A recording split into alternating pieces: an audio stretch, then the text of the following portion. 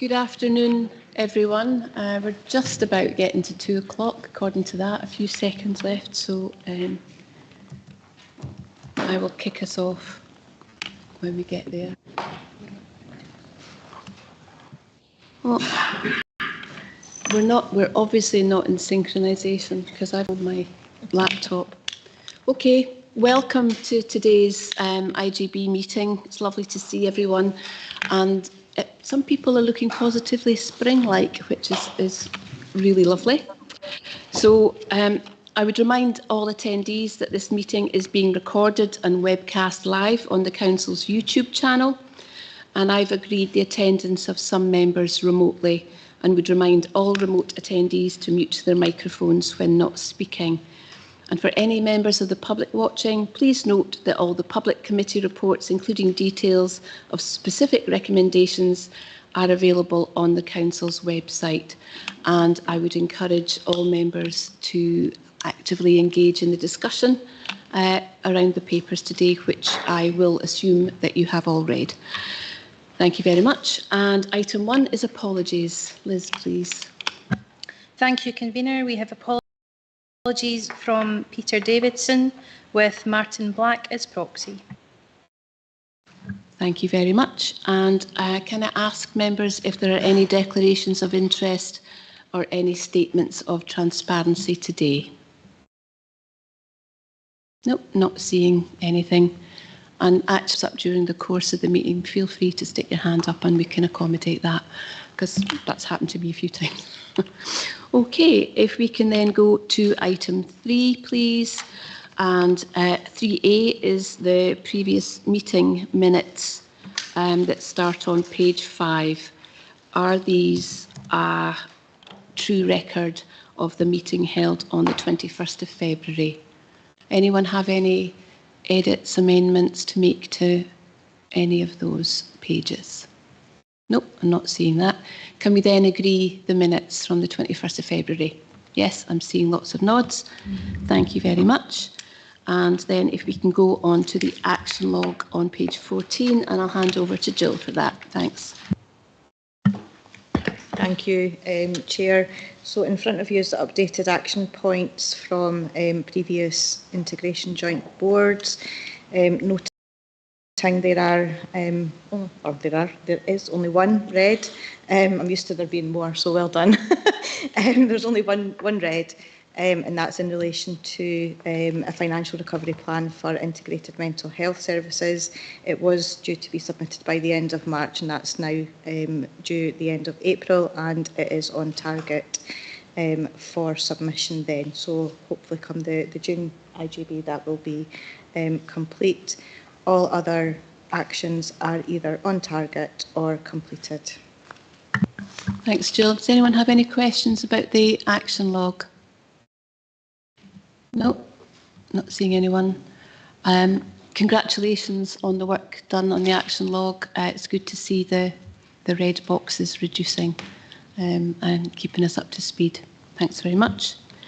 And if we can go to item 4 on page 17, which is, and we're delighted, I think, if you're happy for me to lead on that, that Sam Riddle, who's a non-executive board member of NHS Tayside, is coming on to our IGB to replace Peter Drury. So welcome, Sam, and just a minor technicality, everyone happy to approve that appointment? Yes, marvellous. It's lovely to have you. Thanks very much. And on to number 5 now, which is the Chief Officer update by Jill. Thank you, Chair. And members will be aware that this is the first time that we have brought a Chief Officer update to the IGB. The thinking behind the update is to provide IGB members with some information around other bits of work that's ongoing within the partnership that don't necessarily cross across the IGB board in terms of papers. I think I'm not going to go through it in detail. I would be really keen to get your thoughts and feedback out with the meeting, if there's anything that you think we should be including for future updates. I think just a couple of things to pick up on, particularly in relation to visits to areas across Angus Health and Social Care Partnership by IJB members, and that's something that I think we're hopefully going to be doing more of. The 3 that have happened so far have been really successful, and I would encourage any IJB members, if there are areas that they want to go and visit, then please get in touch with us to arrange that. And I'm wanting to just call something out, if that's okay, that's not included on the paper, and Alison and Sally may want to come in on this, but we did raise at a previous meeting that we'd been invited to the Realistic Medicine Conference to present on the prevention and proactive care and early intervention work that's ongoing within Angus, and that was yesterday, and it was, no, Monday, and it was really well received. So I don't know, Alison or Sally, you want to add anything from that?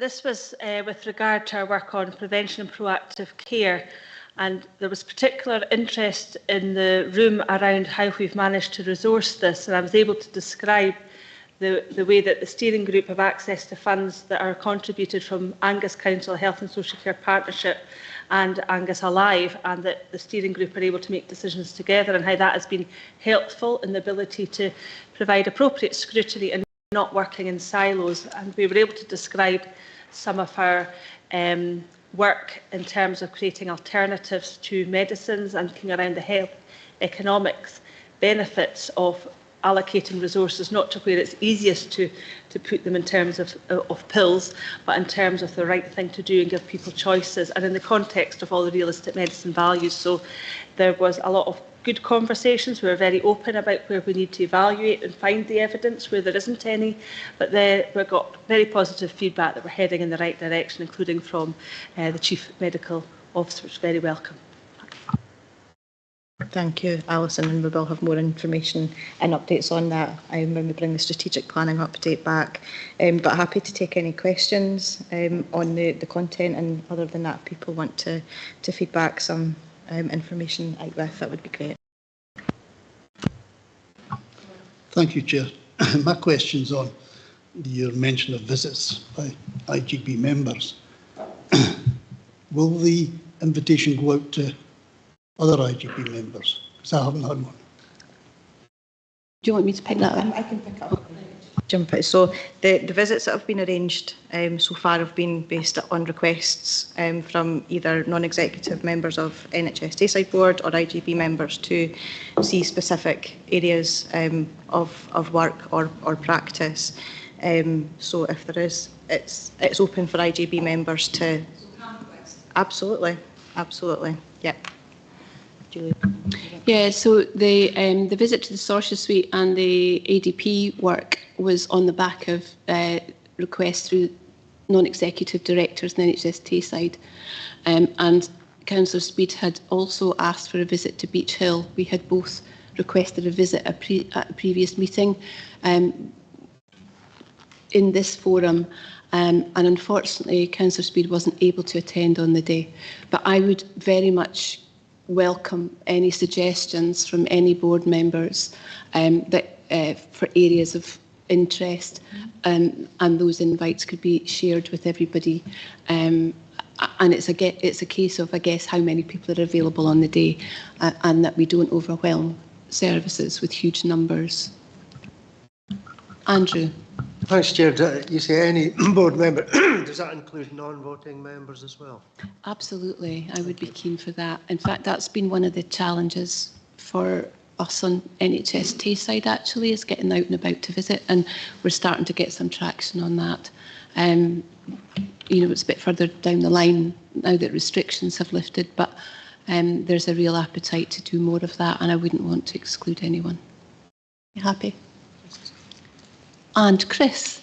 Hello, Chris. Hi, good afternoon. My apologies for joining online today. Other diary commitments later today have led me to be online. Just really a point of information, just to share with the board. There was a reference to the reduction of the working week. Staff in NHS Scotland, just to share with board members that a similar project was agreed as part of the local government pay award for 23-24, and there's going to be working groups set up with COSLA, local authorities and trade unions to work towards a plan for a similar process and similar implementation in this financial year and onwards. Thank you. Great, thank you very much for that. Jill, is there anything else or any other questions? Lewis. Yep, thanks. Just with the new requirements being placed on the IGB to ensure services must be high quality, and with staff hours being reduced and unfilled vacancies, no new resources being available and gaps being identified, how are the partnership going to meet the requirements of the legislation? That's my first question. And my second question is, what actions are Angus taking to ensure that there are places to those with learning disabilities available within the community to allow an earlier discharge?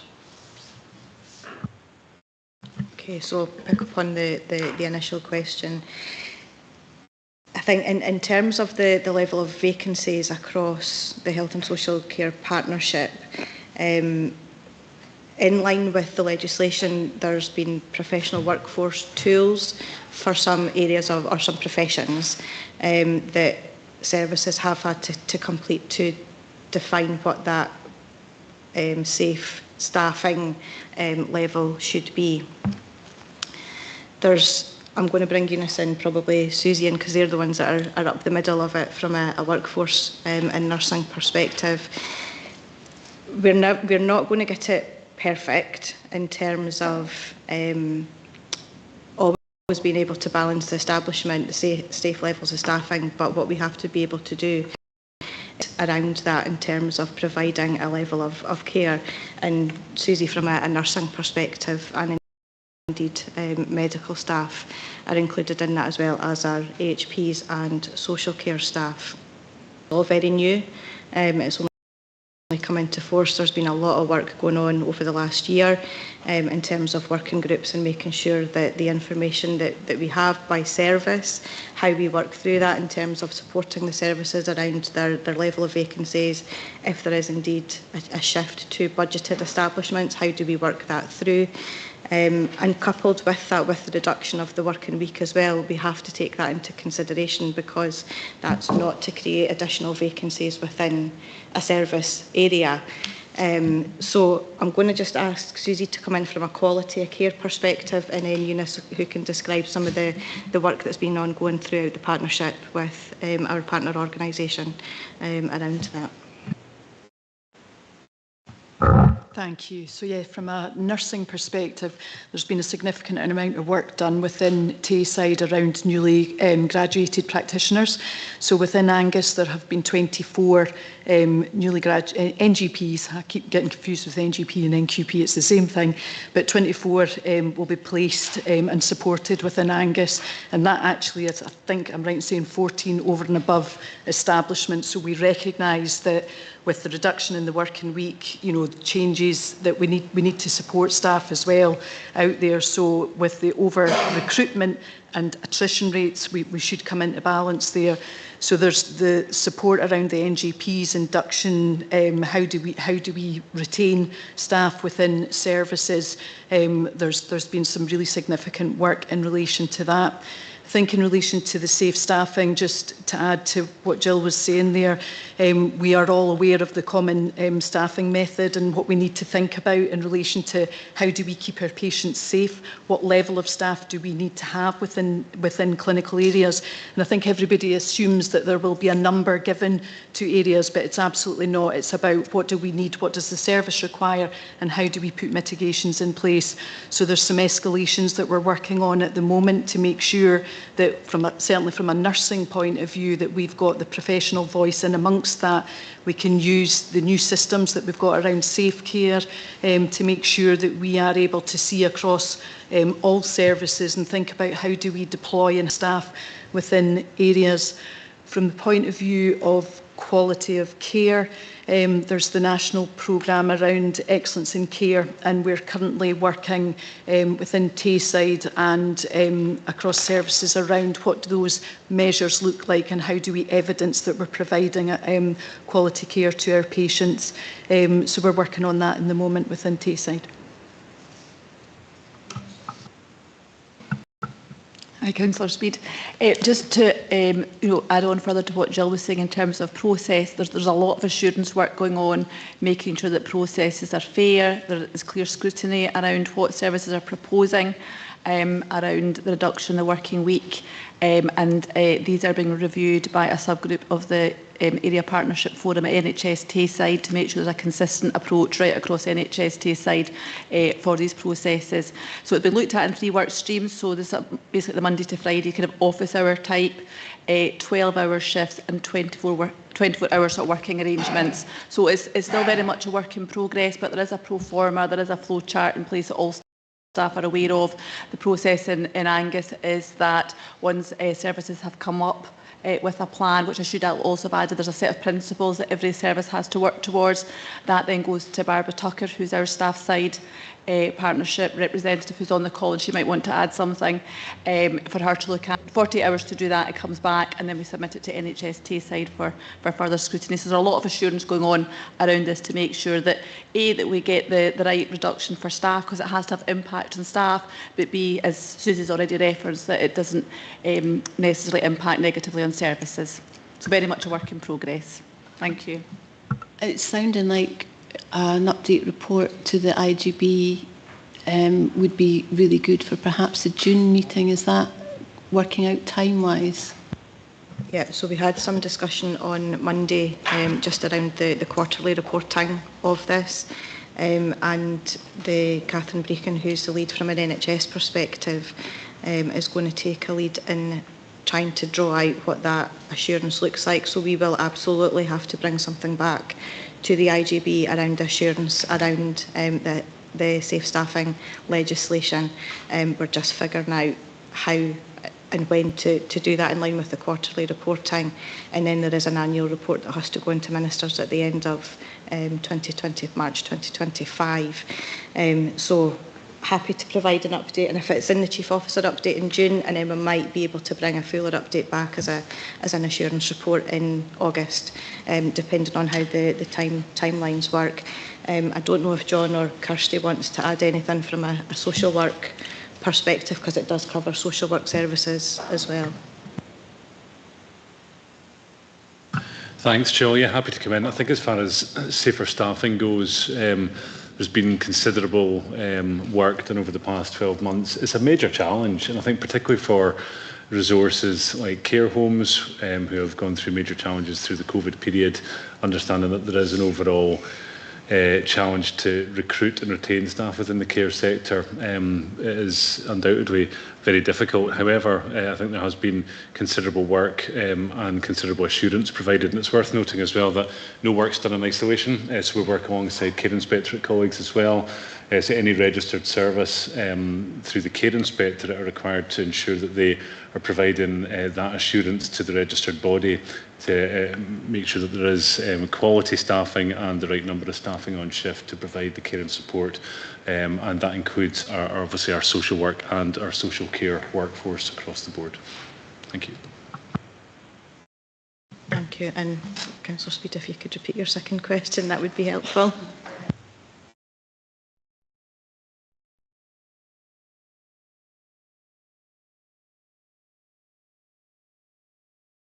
Okay, I'm just going to hand over to Eunice, if that's okay, who's got a lead for a lot of the work around learning disability and coming home. Thank you for your question, Councillor Speed. There's a lot of work going on looking at our population that are delayed in hospital.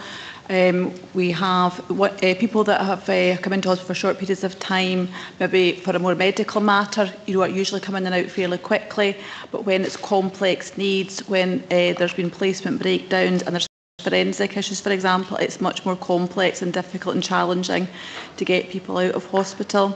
We have a designated social worker under sort of coming home that is working with all the individuals that are under that category, that we're making sure that we're scoping out what is required for these people. Friday, looking at our residential estate for learning disabilities, trying to scope out what we have now, what we need going forward, knowing the complex nature of some of our population. There's also work going on a Tayside basis, looking at those that are inpatients, and I was at an event at the V&A for 2 days last week, another one next week, looking at a different way of working across the whole system, making sure that we can involve commission services at an early stage, looking at how we get bespoke models of commissioning for people that are very complex. So there's not easy solutions for some of this group. There's a lot of people that have had multiple placement breakdowns, for example, that we're trying to address. People have been in hospital for multiple years. So it's very complex, but we've very much got a focus on it and are working locally and more on a Tayside-wide basis to try and address these issues. Thank you. Thanks, Eunice. And could I bring in Nikki? Yeah, thank you, Chair. It is going back to the safe staffing. My hand was missed, so apologies for that. I think it's important to note as well, and as you've got in the report, Jill, there's never been any additional funding attached to this from Scottish Government. So I just wanted to really note the challenges for the independent sector, who, it will be a challenge with that funding not being in place, and as residents become more complex, or even at pre-admission, it may mean that the care home can't accept that resident, or they're not able to remain in the care home as their needs progress, because the funding's not there for them to flex their staff in maybe ways that other organisations can.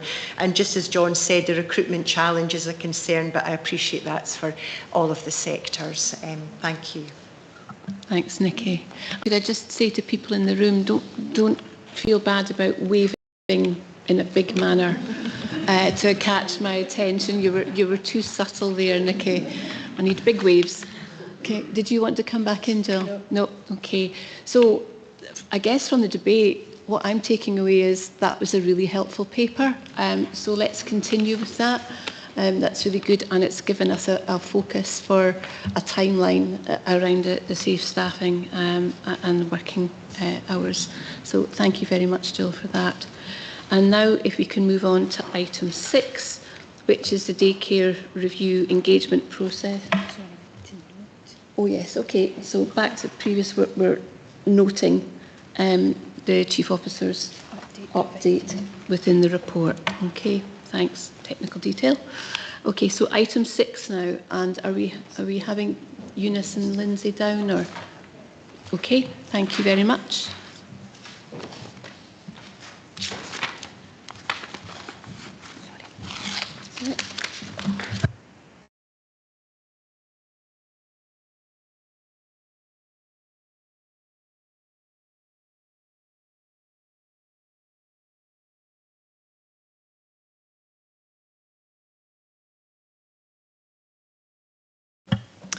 Good afternoon, everybody. I'm pleased to bring this update report to the IGB today. You will note the report is to provide an update on our engagement for the daycare review. You will see in the report we are recommending that the IGB acknowledge and support the work undertaken in the engagement process, scrutinise the data gathered during the engagement process, support change of language from daycare to day opportunities, acknowledge and support framework engagement work as the Day Opportunities Strategic Framework develops, agrees the Day Opportunities Strategic Framework to come back in October 2024 for approval. I am pleased to advise that we have had a very successful period of engagement with over 600 people responding.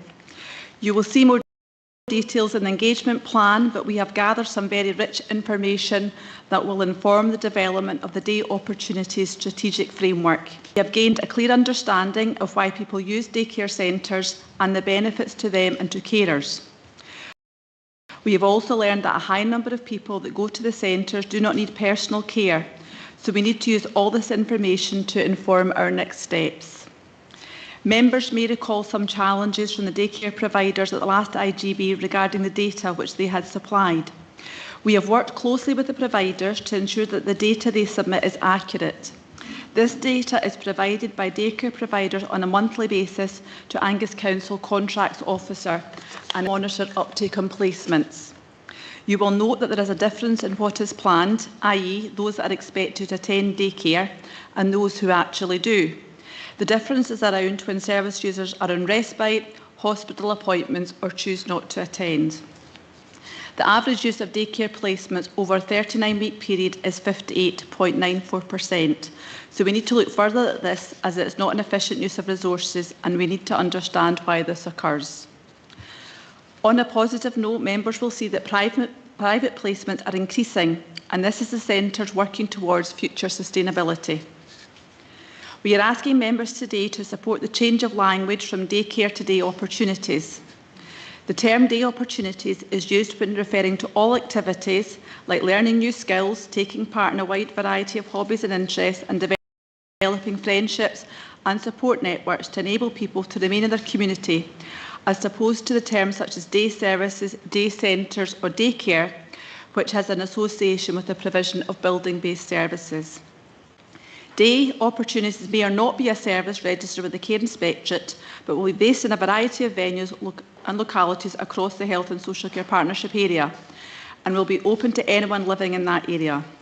This will allow people to have more choice as to what they wish to access, and flexibility covering a wide range of needs of the people in Angus. From the information we are gathered, we are in a strong position to develop our day opportunity strategic framework, and a plan to be in a position to engage with public from May 2024 over a 7-week period on the priorities and actions. We aim to return to the IGB in October for approval, and then if this is granted, we will progress with the development of the service specifications for the tender process and commence work with the procurement team.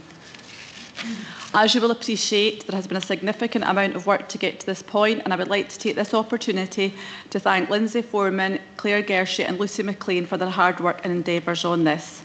Thank you, and I'm happy to take any questions. Mike. Oh, Mike. Thank you, Eunice. Andrew. Thank you, Chair. Thanks for the report, Eunice. It was very interesting and very encouraging. I noticed that one of the strategic principles supported is the preventive care agenda. How is this initiative linking in with this sort of services being provided as the prevention proactive care teams deliverables get rolled out? So is there a link between that? Yes, there will be a link between that. So part of the idea of looking at a framework is to look at quite a variety of opportunities that people can go to, can be part of their packages, meeting their needs. So at the moment we've got daycare centres, and that's what we have available, and that's what we provide grants for. But under this new umbrella, there'll be quite a variety of things. So we know that a lot of the people that go to daycare services at the moment, it's to support carers, and it's for socialising. So one of the things we know that impacts on people is that when they're older in particular is isolation, loneliness, and that can impact in other areas. However, if we have a variety of options for people, I think that could be considered to be preventative. And I think for us the main priority is around care closer to home, and that would be the sort of the priority in terms of the strategic plan that this would probably fit under, but I think it will span all the priorities, qualities, etc., as well, access to services. So it covers basically most boxes. Thank you. Thanks, Eunice. I have a couple of questions as well, but I'll leave them till the end in case anyone else picks them up. I think we've got Hayley first, and then Lois, and then Martin, and then Nikki, and then Alison. Okay, thanks. Thanks, Chair. Thanks for the update report, Eunice. There's just obviously some members being involved in supporting the daycares and working with the partnership to get this work underway. And there was just a few things that I had a query about in regards to the report, and I'm just to see if we can get some clarification. So in the last IGB update, which was in August, there was an original plan to go to tender by 2026, but I note this paper is now saying it's aiming for 2024. Would you be able to provide some clarity on the change with that? And I'm coming from this just so that you know, from a point of view of part of our role will be supporting the daycare, so it's about making sure that they're as prepared for that process as possible. So it was just to see what we're working with.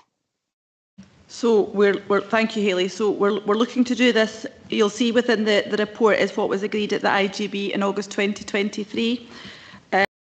and it is about having a commissioning framework developed during the period of the Strategic Commissioning Plan 2023 to 2026. So Right. we are looking to start having that in place, beginning the procurement work at the end of 2024. It might take some time to get things in place. You'll also see it under point 3 of the decision making back in August. That we were, providing funding for the period of current contractual frameworks. So that varies for people.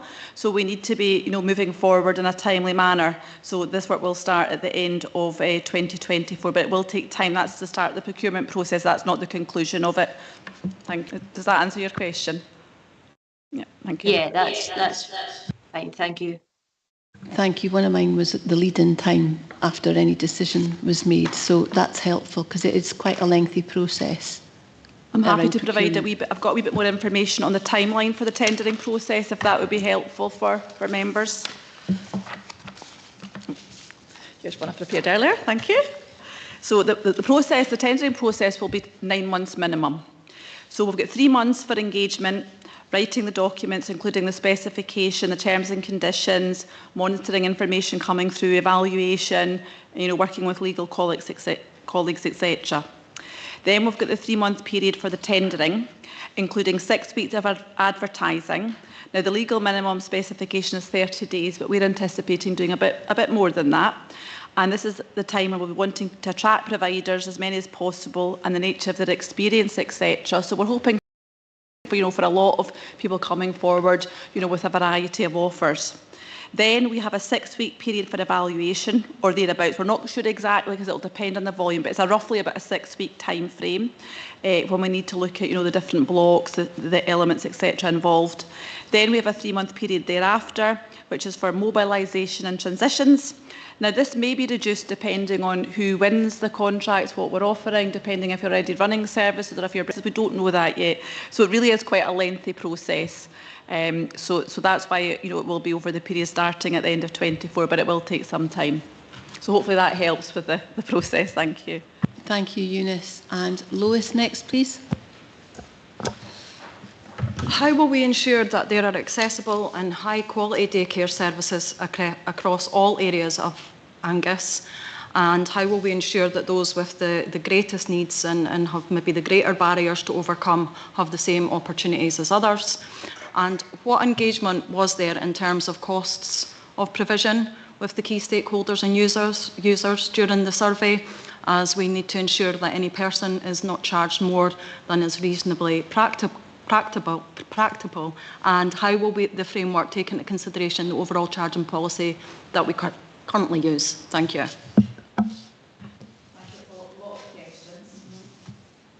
Thank you. That's a lot of questions, so hopefully I'll be able to cover them all. I might have to come back to you. So in terms of engagement, we did extensive engagement across all of Angus, and in the engagement plan that you will see, over 600 people applied. There was a variety of formats used for that, and that was promoted by social workers, care managers, the daycare providers, etc. We know that there are people already with disabilities, etc., that use some of these services. They were very much included in this engagement process.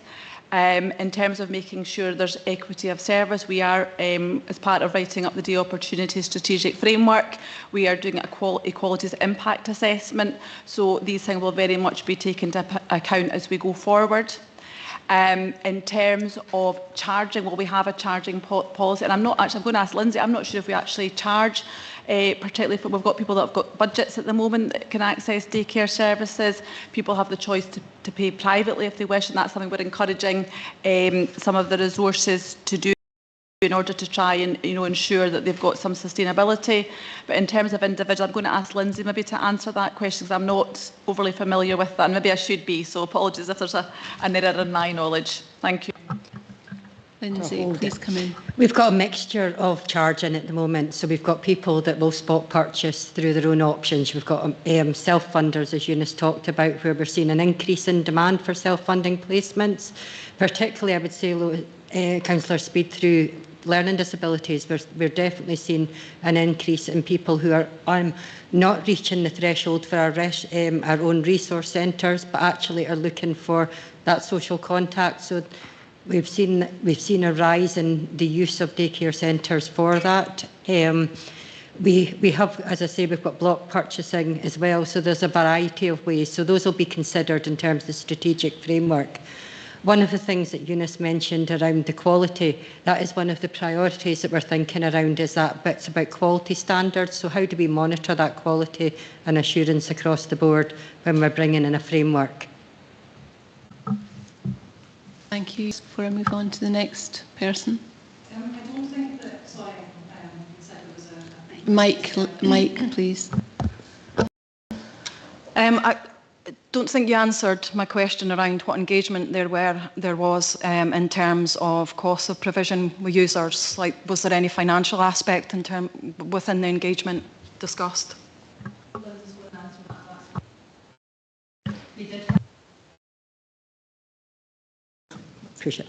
Sorry, we did have a series of questions around cost. What are people paying at the moment? Their understanding of what they're paying. We talked about the cost for transport, the cost of meals. We talked about what would people prefer to pay. You know, it's like, and what would be within their budget. So there was a number of questions around cost reflected within the strategic framework. Within the framework, there'll be far more information than you've got in the statement of engagement. We'll summarise everything under sections. And again, when we're looking at our priorities, there'll be cost and eligibility will be one that we'll really try and drill down on. Thanks, Lindsay. And would that include an options appraisal as well? What we plan to do, if IGB agree today, is draw up the strategic framework with 6 priorities. That's based on the sort of collated feedback, and within them there'll be actions. And what we want to do is go out to consult, because we just want to make sure we've got it right. You know, have we heard properly what people are saying? So we'll want to check out these statements and are we on the right direction, hence the 7 weeks that we've got, which will allow as much engagement across the public in Angus. So and then we'll be able to look at, actually, no, we've got that wrong, and do we need to do something? So what we're hoping to come back with in October is the framework which has the views collated about engagement, and we hopefully captured the views of what people in Angus are looking for. Okay, thank you. Right, next, Martin, please. Thank you very much for the report, and being new to the area and for this report, a couple of questions I have are, the engagement looks very good, but did it involve people with literacy problems? Because a lot of the stuff that's done, engagement is done, that people with literacy problems are usually excluded. Did that happen? And if not, will it happen before the completion? And secondly, when I look at the support needs survey, that it seems quite healthy. They're quite healthy people who are using this service. Where is the hard to reach? The lonely, where are they? How are they being included? Thank you, Eunice.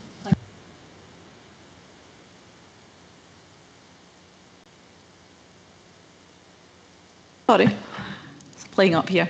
So thank you for your question. So in terms of the literacy question, you'll see in the engagement plan there was a variety of approaches, including having staff go on site to the daycare centres. We've got 4 in Angus at the moment.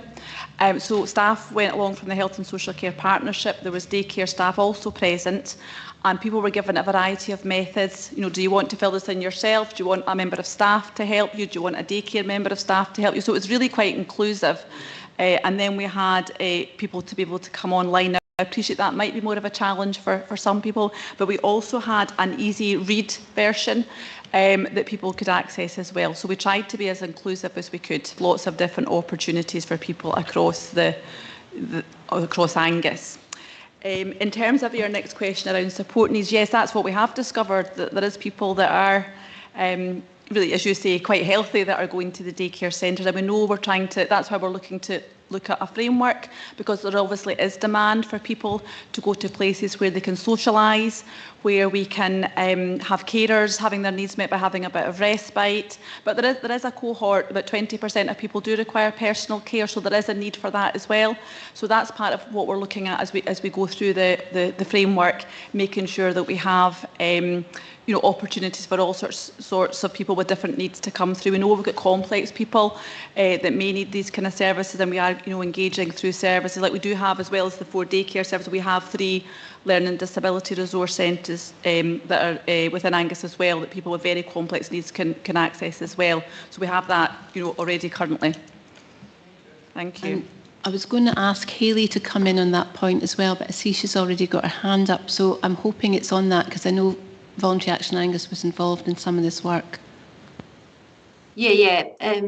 Could you hear me? Yeah. I can confirm our staff were also there and support people to, as Eunice says, to fill out the surveys, and we actually helped support the creation of the survey a bit. The consultation went back out to the day providers too, to make sure that obviously some of the questions were appropriate based on the people that we would be asking the questions to, because I think that was one of the main challenges in the beginning.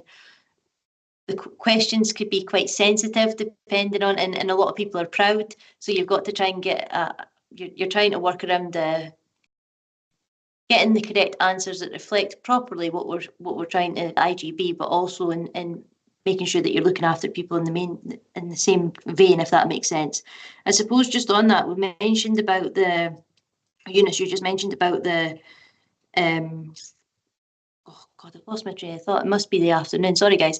We mentioned about the 20% service people that access the services that need personal care.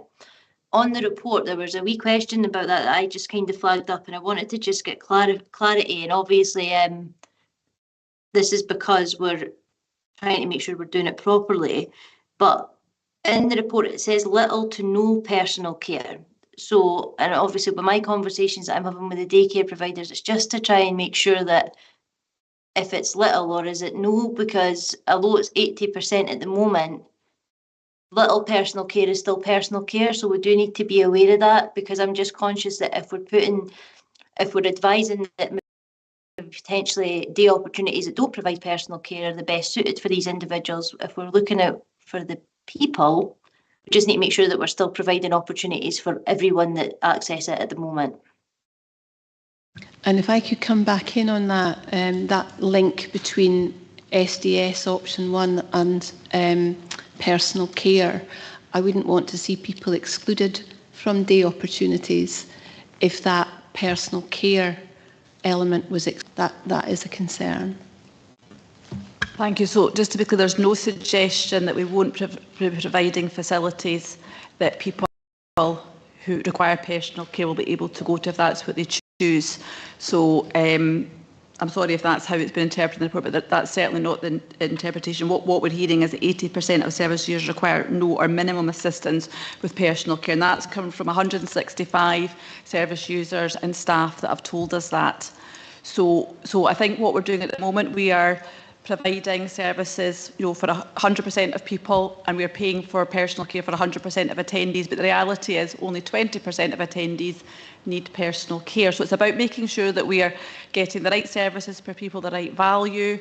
If you're not providing personal care, you don't need to be registered with the Care Inspectorate. So there's all sorts of things that we need to look at as part of the strategic framework with the data. But being really clear again, there is no suggestion that we won't be offering daycare opportunities for people that require personal care. Opportunities because we might have more outreach services, for example. That is part of what we're looking at going forward. So it could really be a positive, because at the moment we've got one option that fits everybody, and we're looking to have a variety of things that will suit the people of Angus. Thank you. And Jill wants to come in on that as well. Thank you. It's just to pick up on the seldom heard kind of groups, Martin, that you were referring to. And I think if we go back to, I think it was August when we brought our equalities mainstreaming report and the shift in how we're going to do our EQIA. So that's going to be done at the very start of this piece of work, and that's going to help identify those seldomly heard groups that we need to engage with, possibly in a different way, how we frame the services that they require. So this will be a bit of a test for us on how we actually use an EQIA to inform the work and the outcomes and the outputs of a review. Thank you. And it's Nikki next, and then Alison, and then David. Thank you, Chair. Hayley kind of covered it there. I did want to just ask a bit of clarification around, the personal care, no and minimal, because, personal care means a few things, toileting, supporting with continence aids and things like that. So I wasn't really grasping that, because for me it's either you don't require personal care or you need a level, whatever that might be. I also wanted to acknowledge, there's no getting away from the reduction in numbers, and that's clear to see. So, I did want to acknowledge that. The other thing for me is, and it might seem quite a small thing, because one of the recommendations is around the change of language from daycare to day opportunities. And whilst I appreciate absolutely that daycare is perhaps not the most appropriate and maybe up-to-date term, but I just wondered, was there any consultation on this with the service and the service users? That's something that was included in part of the engagement in terms of what it should be called, given that it captured such a varied range of groups. Thank you, Nikki. So just going back to the question around the survey. So that survey, the questions were all agreed with the daycare providers and with VA has been mentioned, and there's quite a lot of engagement around what was put in the survey. So everybody had an opportunity, and that was the questions, rightly or wrongly, that were agreed across all the services that were involved. So, and this is the feedback that we've had from 165 people. So maybe there's a misinterpretation. I don't know, but that survey was agreed. So just to provide clarity, but we do take on board that point. In terms of the day opportunities, I'll ask Lindsay to confirm if that was asked. But just from looking at more of the wider feedback, we have feedback that people are saying that daycare is quite an old-fashioned term. It's labelling people. Other people are saying it's very clear what it is, but it's only daycare. Whereas day opportunities, it's about broadening out. It's more of a holistic approach to lots of things people can do during the day with communities, based services, and also outreach. But in terms of the particular question, I'll ask Lindsay to confirm. Thank you. Thanks, Nikki, for your question. In terms of the day opportunities, we didn't ask directly, but what we did in the survey was give an explanation of what day opportunities was.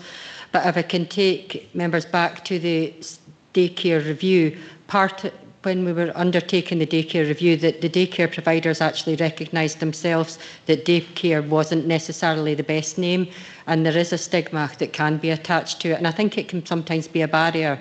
And as Eunice said, it's like we did get comments back that people had said it was preventative in terms of them going forward with going to daycare provision. So I think the notion behind day opportunities is about inclusiveness. It's rather than it just being one type of activity or centre, it's about a variation of different opportunities that are available for people across Angus, and that will have varying outcomes for different people. Thanks, Lindsay. You happy with that, yes, Nikki? Good. Alison next, please. It's great that you've all been in the room. Thank you, Chair. I just wanted to come back to what Andrew had said around the links with prevention and proactive care, because I think that is very important, and also recognise that there will always be a need for care for people that aren't going to necessarily get better, but how we can support them in continued opportunities. So I guess from a strategic perspective, it does fit with the care closer to home work stream. But very much there are important bits of work going on in the prevention of proactive care around the earlier intervention, around loneliness, or how we might prefer to call the need that is out there, feeling connected in our communities. So the work that might be related to the prevention of proactive care is our recent community connector that outlines all the opportunities that's available in each area in Angus. And also we've highlighted to the Community Planning Partnership in Angus around this, and there is an agreement to have a subgroup of the Community Planning Partnership specifically looking at loneliness, that several of us are connected, and Sally does a lot of work in this area. So the Prevention Proactive Care Workstream is definitely with you on the need to support people within their communities earlier and proactively, you mentioned proactively and without stigma, and involving mental health and really getting there. So we are working on that, and there is also future care plan that comes under prevention and proactive care. I would highlight our clinical care and professional governance group, which is looking at making sure we're addressing people's needs. We do have the report on spiritual care coming to the next meeting, which is an annual report, and we are looking at how we make those links as well. So that's our listening service across all our GP practices. We really support the good work done in communities and learn where things are working and spread them, rather than always have to do our new things. How do we get a strategic approach to that? And that's going to involve many stakeholders. So it's a really exciting piece of work there. So thank you for highlighting that, Andrew. Thank you very much to come back in on that. And it seems a good time for me to throw in how this links up with our dementia strategy, the implementation of that, and the pathway that I was banging on about last year, if you remember, John, having that graphic around how people navigate the system towards services that are more appropriate for their needs. So can I bring you in, please, Lindsay? I can answer all three for you if you want. Okay, so in terms of the social isolation, it was one of the priorities areas that we've identified through this. So we have a number of actions that we will be consulting people on. It was a real theme that we picked up from people, that actually there's very little that's available. And, some people come forward with some actions that are relatively easy actions, so it's about, So it will feed into all these agendas, and it is one of the areas we've identified. In terms of dementia, it's going to work in line with the dementia strategy. So it's as well as building on the care closer to home and the other strategic policies that we're priorities that we're looking at. So we are looking at what input we have for dementia, because we've got a number of areas for dementia, but they're actually not very joined up sometimes. So it's looking at how we can bring these together and ensure that there's a collective of different supports available for people at different levels at different times. And in terms of your last questions around infographics, there will be infographics and case studies included within the report. So we are looking, we've already spoken to some of our providers to give us some case studies around what is it they do. These are live case studies about people that access services at different levels. And we're looking at infographics about how people access the services. What is somebody's journey from start to end to actually access. So hopefully we'll be able to, that will be contained within the report. So I know that was picked up at the earlier IGB. Thank you, Lindsay. That's great. And David, please. Thank you, Chair. Just for transparency, I should say that I was at one stage a beneficiary as a carer of daycare services.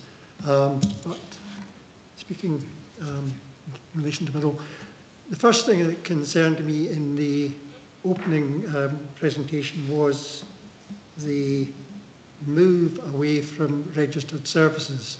That's a concern because I think a lot of people, and it was reflected in the consultations, the assurance around the quality of the care that was being delivered is an important factor.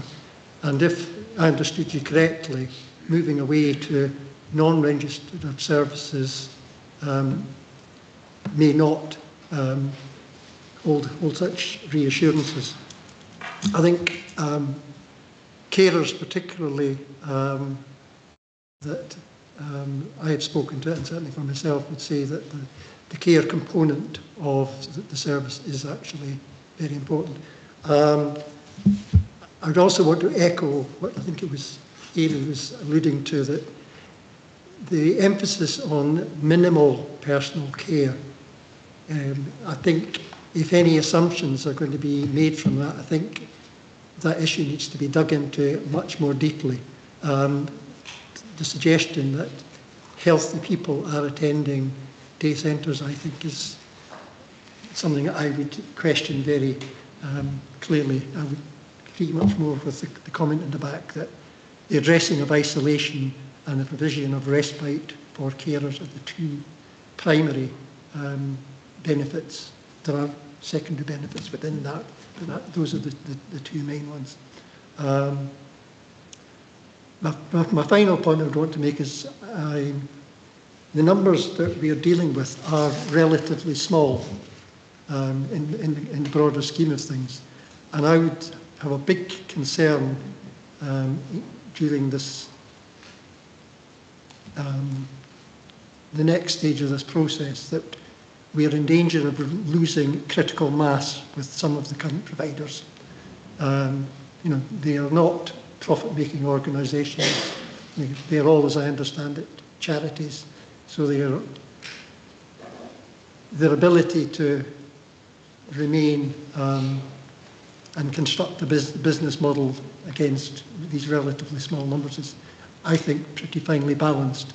And if we ask any individual provider to provide too wide a range of provision, or we scale the thing down, then it becomes, I think, there's a risk of it becoming non-viable for providers, and that would be a concern of me. Thank you. Thank you, David. I'm going to ask Eunice to pick up your points. Thank you, June. Thank you. Thank you, June. Thank you, David, for your comments. So please be assured that in my remarks I was saying that it could be a variety of services registered with the Care Inspectorate or not. So we already have some day provision that isn't, well, quite a lot of day provision that's not registered with the Care Inspectorate at the moment. There's other ways of making sure that there's quality. If it's a commission framework, which we're going to be building in, we will be monitoring quality in terms of returns, service user engagement, speaking with staff. So we've got quite robust processes ourselves to make sure that there is quality of care available for the people of Angus. And for services that are registered with the Care Inspectorate, we will also do the contract monitoring. We will do the same thing, but obviously there's additionality in terms of being registered with the Care Inspectorate. At the moment, we are seeing an underuse of daycare. So overall, the feedback is it's not necessarily meeting everybody's needs in Angus, and we are trying to look at an approach that will, cover lots of different things that people are requiring within Angus.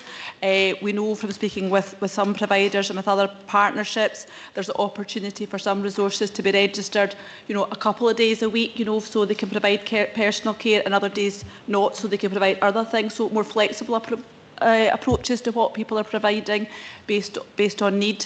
We know there are challenges in terms of efficiencies and cost, and that's why we're encouraging the providers to look at other models in terms of people paying for their own services and increasing their own sustainability, as well as working with VAA. They've also got the opportunity to work with Angus Council procurement, so we are trying to support our current service providers. So there is lots going on, but quality is very much at the heart of what we are doing, and wanting to make sure that that will be maintained regardless of whether it is registered with the Care Inspectorate or through our own contract monitoring. So hopefully that provides a bit of assurance. I'm just checking that. In terms of personal care, your other point. So I think what we were trying to do with the personal care question, it was trying to say, what all is required and what are we using. So, for example, we know that very few people are requiring a shower, for example. So that was one of the bits of information we got back. So when we're looking at providers in the framework, we probably don't need to have every facility at the moment having the option of providing showering and bathing. So it's about making sure that we can provide flexibility within what's needed. We know that we don't need, for 50% of the people, they don't need requiring at the current provision, support with feeding, support with medication. So again, that will impact on staffing. So it means that it can be much more flexible for the workforce as well. So that's why I think we were drilling down on the personal care questions. It's not saying that we don't value personal care, it's understanding, what that all entails, so that we can match for, building-based services and for workforce demands. So that's really why we wanted to get that kind of level of data. So hopefully that helped clarifies it. But we will certainly be providing for people that need personal care. Thank you. Thanks, Eunice. And I'm thinking around the level of interest and discussion on this, that an update to the August IGB might be really helpful. prior to any framework coming forward in October.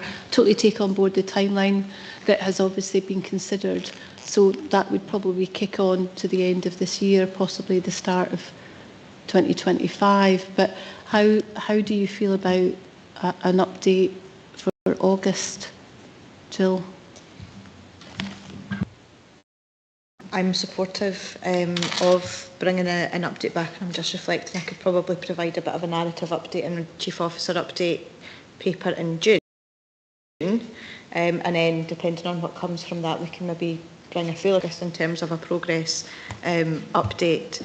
I think there's still some questions, and I suppose I'm feeling a level of anxiety in the room, and we have to listen to that and think about how we pick that up. And that's probably why I would be supportive of an update paper coming in August in advance of any formal kind of framework coming for approval thereafter. Good, thanks. And that would allow an update from the consultation that was planned over the summer period. So I hope officers are happy with that. Can we then go to the recommendations? Oh, George, sorry, I didn't see your hand up. Very, very late, sorry. It's regarding the opportunities that wouldn't have to register with the Care Commission. We talked about contract monitoring. What does that actually look like? I mean, I remember going back that anyone who had an SLA or a contract had to fill in a form which went back to contracts officers who then ticked or whatever. But that's not the same as actually someone going in like the Care Commission would. So what would that actually look like? So I'm glad to report that contract monitoring's moved on a lot since your involvement. So it involves regular meetings with the service leader and the provider.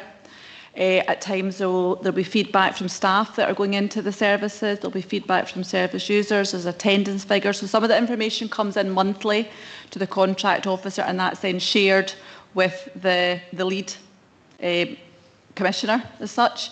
And then we have regular quarterly meetings. If there are concerns, these meetings can be stepped up as required. And a lot of work is getting done at the moment, and maybe John would like to come in. There's a lot of work getting done to try and make sure that we are clear about our commissioning strategy and work and our contracts. So things have really moved on quite significantly. So that's how we can be much more confident around the quality of what is being delivered, and also holding people accountable for what we're asking them to provide, and making sure that we've got the checks and balances to make sure that they are doing what they're being commissioned to do. Thank you. Thanks very much. Great. Can I go to the recommendations now in the absence of any more questions? I'm going to suggest under recommendation 4 that we add in with further updates due in June and August. But if everyone is happy with that, with the additional text, can we approve those recommendations, please? Thank you very much. That was a really good discussion, and I really appreciate officers' time. So Eunice and Lindsay, thank you very much for coming along today. And Lindsay, please feel free to depart if you have other time commitments. And I'm just about to go on to item 7, but first I'd like to ask Hayley to water that plant in the background. It's looking a bit droopy. I'm quite worried about it. So Sandy, if I could hand over to you, please. Thanks.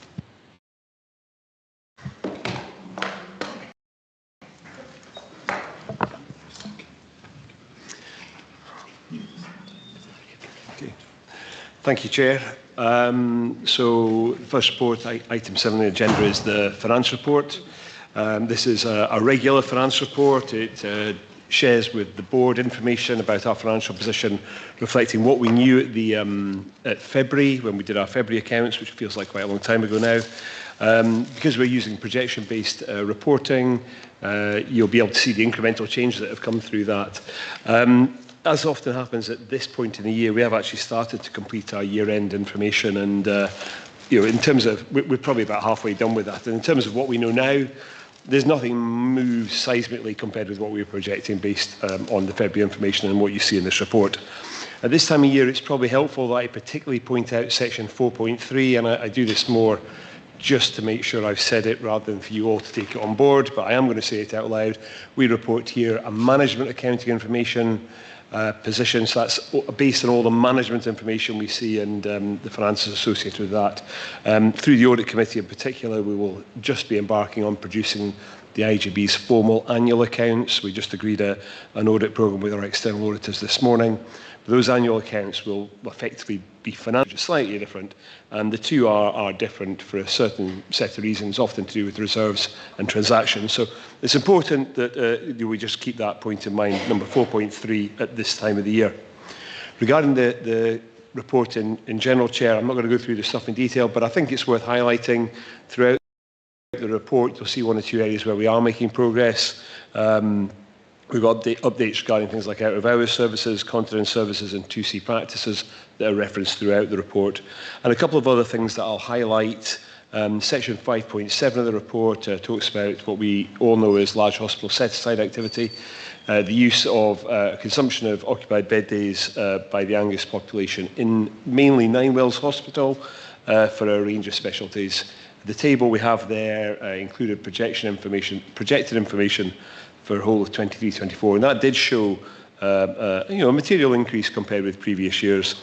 The final information we have that has now come through does continue to show that, and that's just something that we will need to strategically and from a planning perspective keep in mind, because that is a significant matter for us. And the last point I just want to flag up for everybody is we've got one or two comments about reserves in here, just giving updates on where we've been and where we might go in the future. But again, that's hopefully consistent with things that people have seen before. I think there's a recommendation to that effect in the report. Thanks, Chair. Happy to take any questions. Lovely, thanks very much, Sandy. And let's open it up to the board. Any hands up? Not seeing anyone online. Hayley's away to water her plant. Any questions at all? Not seeing any. Gosh, well done. I mean, appreciate the challenge that you've got, but I certainly have a high level of assurance that the situation has been well monitored and managed. So I want to thank you and your colleagues for keeping on top of this and being very upfront about what you're dealing with, what we are dealing with in real time. So thank you very much indeed, Sandy. So if I could go to the recommendations there on page 35, we're being asked to accept the overall projected position and note the update on reserves in Appendix 2 and scrutinise and note the issues documented. If anyone does have a question that pops into your head after today, I'm sure Sandy would be more than happy to deal with that via email. So please don't hesitate to do that. So everyone happy with the recommendations? Okay, thank you very much indeed. And we're now going on to item 8, which is the IGB Strategic Financial Plan, and that'll be Sandy again. Thanks.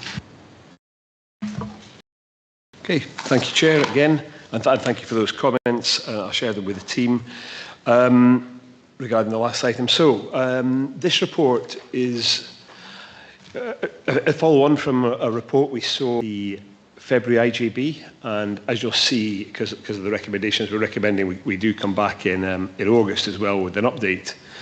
What we're doing here is we're trying to set out a 3-year financial plan from 24-25 through to 26-27. You can see the level of progress or where we feel we are in terms of the recommendations, particularly recommendation 2, which kind of says, we need to adopt this for now. This is where we are, this is what we have, and it's okay for now. But we need to do more for 25, 26 and 26, 27. Essentially, we need to do more to resolve our strategic, our structural funding issues and our funding challenges that are not at all unique to us. They're prevalent throughout all health and social care partnerships, health boards, councils, probably throughout the whole public sector at the moment. So we're in the same position as everybody else in terms of the challenge that we're facing. This update, which I say is an update from the February report, we're trying not to repeat all the February content where we could avoid it, where it's kind of like for like. We have got new bits of information in here. We've got some refinements regarding things like Scottish Government budgetary information. We've made reference to things like the agenda for change issues that were noted much earlier in the meeting, and things like that which are very much evolving around us. The key building blocks for our financial plan, which I say we're recommending we come back to in August, remain an element of financial recovery plans, potential output from the service review, and output from the strategic delivery plan as described in the paper.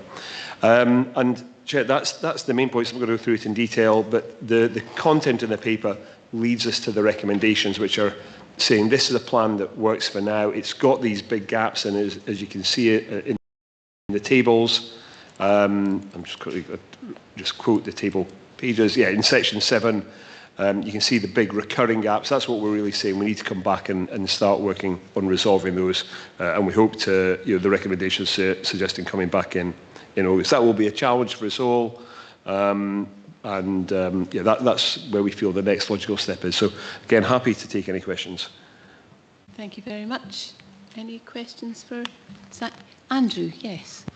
Thank you, Chair. It's just in connection with the proposed update in August to address the 3 million shortfall. What are the chances that we will meet that, given that it's only a few months away? Have we got a high degree of confidence that that will be achieved? Okay, thank you. Right, firstly, the notion of trying to bring forward proposals, or describe, I think, proposals that address £3 million of the recurring financial planning shortfall does not mean that those things need to have happened, and it does not mean they need to happen in year one. What we're looking for is things that would address the shortfall that builds up over the 3 years of this plan. So, it could be interventions and changes that happen in 24, 25, 25, 26, and 26, 27. That, of course, is not what you asked. You asked about a level of confidence. I think it's fair to say that we have been, on the basis of the current strategic commissioning plan that we signed off in April 2023, we know and we acknowledge we haven't as yet converted or translated things that were in that plan into things that help close out the strategic financial planning gap. There are things we're doing in that strategic plan, that strategic commissioning plan, that are all the things that we are aspiring to and hoping to deliver over the next 3 years, but not ones that necessarily close out the gap. So that is a different type of challenge for us. So I'm not sure about the level of confidence. It is going to be difficult, Andrew, and it does require us all to, kind of deal with this in a slightly different way to perhaps how we've dealt with it before. And we need to crystallise some of the ideas that we have around us to be able to put them down and start them describing to the board. But in doing that, we obviously know I think these ideas are going to have different types of things. There'll be different types of ideas emerge, and some will be relatively logical, and I'm going to say relatively more straightforward for the board to consider. Not straightforward as such, but relatively more straightforward. Others will require a different type of consideration altogether. The types of things, consultation, engagement about them. So things will be different. There'll be different things in there.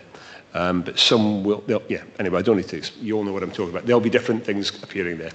So I'm not sure about confidence levels, Andrew, but it'll be a challenge, and we've put it down because we think it's something that we should be aspiring to on our board's behalf. Thank you. The thing I have high level of confidence about is that things are being worked on, and Sandy is always really open and transparent around the situation, so we are aware of it. Jill wants to come in next. Thank you, Chair, and it is just in relation to the level of confidence. Like Sandy, it's very difficult to give a level of confidence, but what we as a senior team could absolutely assure the board of is the involvement and the input of services to contribute to ideas. It is meaning that we're all having to think about things in a very different way, and I include the public in that. We're not alone, so whatever we do, we have to think about what impact that has on whether it's another part of the service, whether it's both of our partner organisations, NHS Tayside or indeed Angus Council. There's also pressures that they're under that may impact on the level of shortfall that we have within the IJB. I think that it is going to be difficult, and the level of, I think, not sleepless nights, but challenges that we're all having to think about how can we really fundamentally change things. And if we're looking at people, pathways and places in a consistent way across that system, whether it's healthcare, whether it's social care, we should be able to do the right thing for people. The difficulty for us is putting the financial element alongside that, and living within the budget that we have as a partnership. But I think the level of assurance that I would give around whole system working has shifted quite significantly as well. And I think the appetite to do things different, both with partner organisations but across the region, with NHS Tayside is fundamentally shifting, and that's a good thing. Jill beat me to that last part. I was going to come in and say that there is a much greater willingness to deliver on that partnership element, which is something that we have rubbed up against significantly over the years. And I was going to ask officers to reinforce my statement, so I'm really pleased that Jill said it already. Andrew wanted to come back in. I've got a supplementary question based on Jill's response and on comments made by yourself, Chair. I'm absolutely, totally aware of the fact that everybody is working flat out to solve this problem, so there's no indication of criticism in my tone. First of all, let's get that straight. The second bit is, yes, I agree, we're all going to have to work differently. We're going to have to think out of the box and do things that we didn't do before. And it includes everybody, including the service users. Okay, given that there's 3 months to go for this plan, what level of engagement is there going to be to ensure that we pull our service users along with us and make the plan acceptable to them? Thank you. Thanks, Andrew. No criticism taken, honestly. Sandy or Sally might want to come in from a comms perspective. So we've been having some discussions, Andrew, not just from a service user perspective, but from a wider public perspective on what message do we give. Angus Council people will be aware of the messages that went out from an Angus Council perspective in relation to the financial position. NHS Tayside, slightly different, but we have to think about how we want to communicate that, and it's not just about going out and saying, here's our budget, here's the cuts that we need to make, because actually we might need to make a reduction in one area to improve things in another area to be able to demonstrate we are providing good quality care. So we need to get that message really, really right. Otherwise we could scaremonger a lot of people.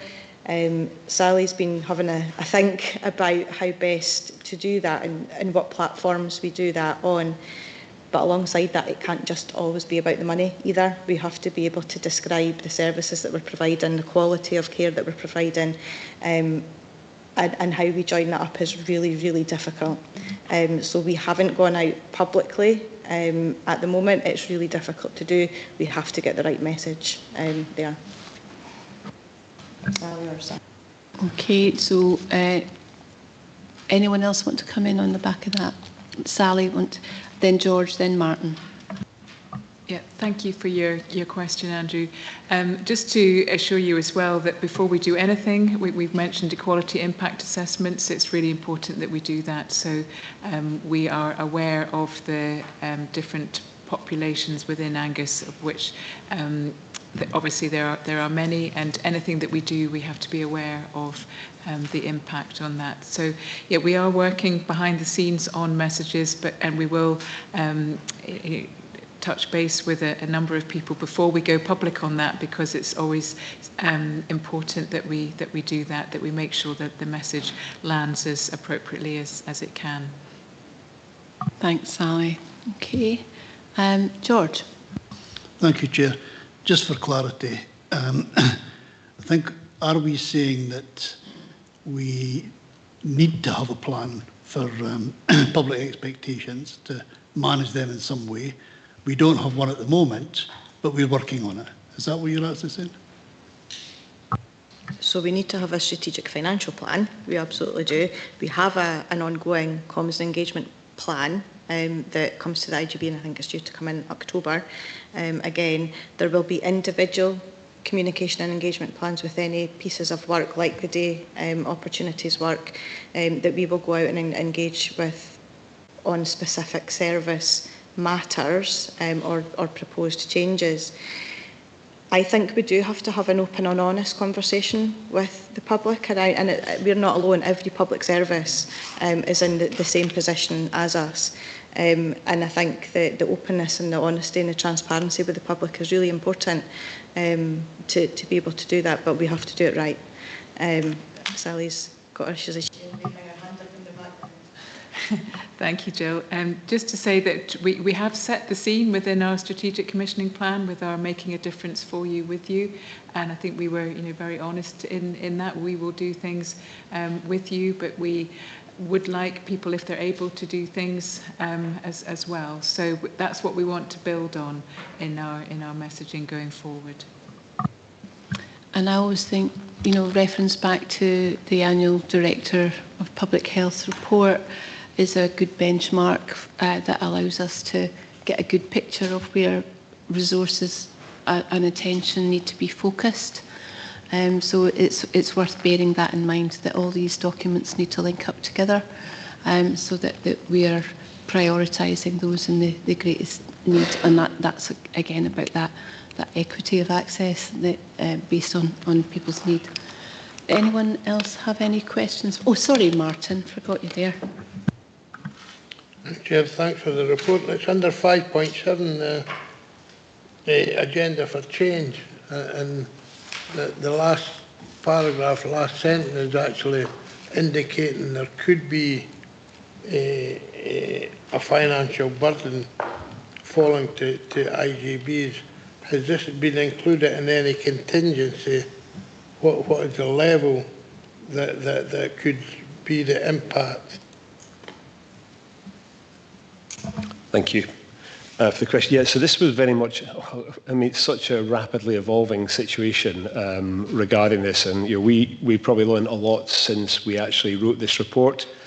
It feels, and you will know this, it feels like it's been a bit of a whirlwind, but pretty much every manager in the health service will have seen a series of communications coming out from the Scottish Government over the last, every manager, every employee in the health service will have seen a series of communications coming out literally over the last 2 or 3 weeks saying, week by week, here's an update of how this policy is going to evolve. I think the government's expectation is that we'll try and do all we can to contain the costs of this implication and this change. But we're not yet 100% clear about the funding, any funding that would come from the Scottish Government for this. Hence, there is, I suppose, this is a policy that ultimately will be introduced over 3 years. And although we've talked about the first year, I've described the first year, there will be implications in the second and the third year. So there is, I suppose, a risk that at some point there might be a financial implication. That might be funded by the government, and it might be partly funded by the government or not. We don't know that yet. In terms of what might eventually flow through to the partnership. So we're unclear on that one. So it's definitely a risk that still sits there over the duration of this plan. In terms of a contingency, we do have an allowance built into the plan. I'm just going to quickly see if I can spot it. No, it was actually in the February version of the plan. I haven't repeated everything from the February version of the plan. We have got an allowance built into the plan for a series of risks or things that may crystallise in the years of the plan that we weren't clear about. It was called. Well, it's actually just called the risk contingency. I can see that in the appendix. So we have got a risk contingency built into the appendix. Now, it's not exclusively for this risk. There are lots of risks in the partnership. Really difficult to quantify them all. Really difficult to describe many of them. So we have got a risk contingency built in. Ultimately, that risk contingency is built in against an overall plan that is still overcommitted by £10 million. So we will struggle to contain all our risks. If they all crystallise, we really struggle to contain all the risks. We're already overcommitted without more and more risks coming our way. But it's an issue that is very much an evolving one, And what we're seeing right now is just the addressing of the first year of potentially a 3-year rollout of these agenda for changes. Okay, thanks.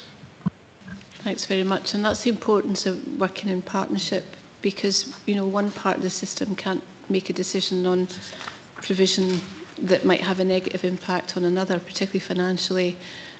So that level of deepening partnership working is really welcome. Thank you very much. If we can go to page 47 and ask if we can approve the 3 recommendations on that section 3 as they are written in the paper, please. Everyone happy with that? Yep, thank you very much. And number 9 is the primary care update, and I think Jill's going to introduce this, and then Lisa will talk to it. So Lisa, if you want to come down, Lisa Prudham will sit at the end. Thank you. Thank you, Chair. So this is our annual primary care update for the provision of general practice and primary care services across Angus. Members will be aware that we brought an update in relation to the primary care strategy last meeting, and that work continues regionally along with Dundee and Perth, in line with the work that's happening in NHS Tayside and ADP annual delivery plan. One of the things from that is how we bring that to life locally, and that's some of the work that is included within the work that's ongoing, that was the primary care improvement plan. We also had the general practice premises strategy that came for approval as well last year, so the report gives a bit of an update on that and the work that's ongoing in relation to GP sustainability. We did have a development session last Tuesday on primary care, which was actually really informative for those that were able to come along. So if there may be questions that arise from the report that we possibly covered as part of the development session, and we can maybe pick that up with members out with if there's more detail required. But I'm just going to hand over to Lisa. Thank you, Jill. Thank you, Chair. And thank you for the opportunity of coming today to give an update on the work we've been doing in primary care. As Jill says, this report focuses on,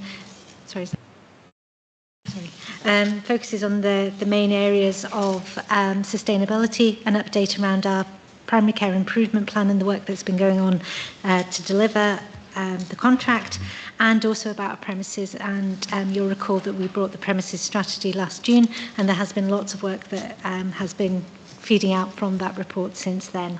So in a nutshell, why these areas are so important, they are interlinked. Sustainability, I think everybody will be aware of the challenges around sustainability for general practice and the impact that has both for patients, communities and on the wider system. The government's response, in part, to that challenges around recruitment and retention of GPs was the GMS contract in 2018. And as you can see, this report gives an update on the 6 contract areas and the work that we have been progressing. I think it's important to acknowledge that it is an evolving framework and piece of work, and it constantly shifts, and our input into that evolves with it, and as our knowledge grows and deepens. But to give a quick recap, the vaccination transformation programme is managed centrally. That's all very much delivered, and essentially from a primary care perspective is complete, really. It works well. Pharmacotherapy, as you'll recall from previous reports to the IJB, is a lot more challenging, not just for ourselves locally to deliver in either Angus or Tayside, but it's a national problem. And again, it centres around the challenges around having this nationally to provide the service. However, I think it is worth noting that some of the contract changes and the prescribed nature of the contract actually has contributed to an unintended consequence of making it a less attractive environment for people to want to work in. And that's something that ourselves, as well as our colleagues in pharmacy, are coming to to grips with, and looking at how do we make this a more exciting role, how do we make it more clinically focused, again, how do we work with practices. And I think prior to the contract, there was a very well-established clinical pharmacy service within Tayside that was very successful. So some of the work that the pharmacy colleagues have been looking at, along with GP colleagues and the LMC, is around trying to look at how do we get that back, really, and take that forward, all within the framework of the contract. But and there's been some development days around that. So I think that's a promising change of direction, an acknowledgement that, you know, we are working together in collaboration to try and address some of these challenges that are caused actually by workforce and the lack of qualified people. Community care and treatment, again, this is an area that you'll recall from previous reports has been quite a challenge for us locally. We have had a change in our model from the original model, where the service was provided by our OPD colleagues on our behalf. And I think, in fairness, it was just it's too big a service, too encompassing to provide it in that way. So we have worked locally to kind of re-establish the direction of travel around our CTAC. And whilst you know, we want to retain some of the good aspects of the previous model, this has given us an opportunity of looking at actually what are we delivering, how are we delivering it, and does it really work for our practices, and is it doing what it essentially, you know, we want it to do, which is to support general practice and actually the people that use the service as well. Is it the best thing that we can provide? So whilst that work continues, because it is challenging and it is complex to get it right, we have had lots of engagement sessions over the summer with stakeholders, and we're working constantly on our model. And I think it's fair to say that we don't have a one service size fits all approach, because we can't do that. It is variable. It is dependent on communities, rurality, but the essential thing is making sure that we provide something that actually works for the people that it needs to work for, and in particular our practices. So that work is ongoing, and I think will continue to evolve. Urgent care, we've had a huge success with our urgent care work over the last year, and I'm really pleased to report that we've managed to recruit up to 12 advanced nurse practitioners now. They are working across Angus, supporting practices, supporting patients, and this has been challenging because there aren't a steady stream of AMPs readily trained and available. However, and we do have a lot of trainees within this programme. However, it's really encouraging that we have managed to attract people, and we are retaining them. And I think as well, I think it's an area where we will continue to kind of feed people in, train people, and accept that they will go out and work in practices, work in different fields, and that's not a bad thing. But we need to be kind of mindful that that's the model and that's how it needs to grow, really. Resource-wise, I think I could spend the whole PSIP budget basically on urgent care. And, you know, I think it is an area where the feedback from our GPs is that it very much does support them and it does help support sustainability. So from that perspective, it's money well invested. And then the other major change this year, obviously, was our tendering process around a new contract for community link workers, formerly social prescribing, which I'm pleased to say was awarded to the VAA. And we're working with them and council colleagues around contract monitoring and having a much more collaborative approach and really trying to develop the service together and looking at measurement, etc. as well, and focusing on the outcomes there as well. So that's, in a nutshell, the PSIP work we've been doing. GP practice, as I said, the GP premises strategy came to the IJB in last June, and I haven't named the practices there involved in some of the changes, but we are looking very much working with our strategy and looking at how we can support the practices with premises challenges. And I think it's fair to say that most of our practices have premises issues to a greater or lesser extent. We do know where our priority areas are, particularly in North West Cluster and South East as well. So we're looking to, and we work with NHS Tayside colleagues there, but very much our focus is around the delivery of our strategy. Okay. And then sustainability, yes, I think this is a very up-and-coming area within NHS Tayside. There was a new survey that went out last year. There's been a second survey to our practices just recently, and we had a meeting actually just earlier today with some of the feedback around that and the sophistication of that work and the level of detail that we're able to get and drill down to where our priority areas need to be, which areas have premises issues, which ones are struggling with AMPs, which ones are struggling with the various different things. So that will enable us to do a much more targeted approach. And I'm also very pleased to say that we have set up a local sustainability group. It is a fledgling group at the moment, but we have lots of plans, and it's Alison will be leading that work along with Scott. It's very exciting. It will give us the opportunity to be really focused around what it is that we need to develop for Angus. So they're the main points in a nutshell, and happy to take any questions. Lisa, thank you very much for that. I'm sure George and I are aware of the North West Cluster practices that are maybe struggling a wee bit. Jill, did you want to come in there? Or I was going to ask Alison and Andrew if they wanted to chip in here, and alphabetically it's Alison first. Thank you, and thanks Lisa for the comprehensive report. I think it's really helpful just to see it written for people. I'm not sure I have much I wanted to add, although I'm happy to take questions. I think the challenge is very real, and we know our workforce challenges, and we can see the data with the sustainability survey if we really know what position our practices are, and there's lots of information from lots of sources. But I think for me, a big challenge that we need to get right is creating careers that people value, that they feel valued, that they feel are sustainable for them, and that is a real challenge, and helping people get their head above the parapet in order to get the space to really think around how they can work in an integrated way. Where we have had our greatest successes in Angus has been where we have been able to work as teams integrated, avoiding duplication, making sure the care is centred around people, creating these teams. And I think that is something we really need to hold on to moving forward.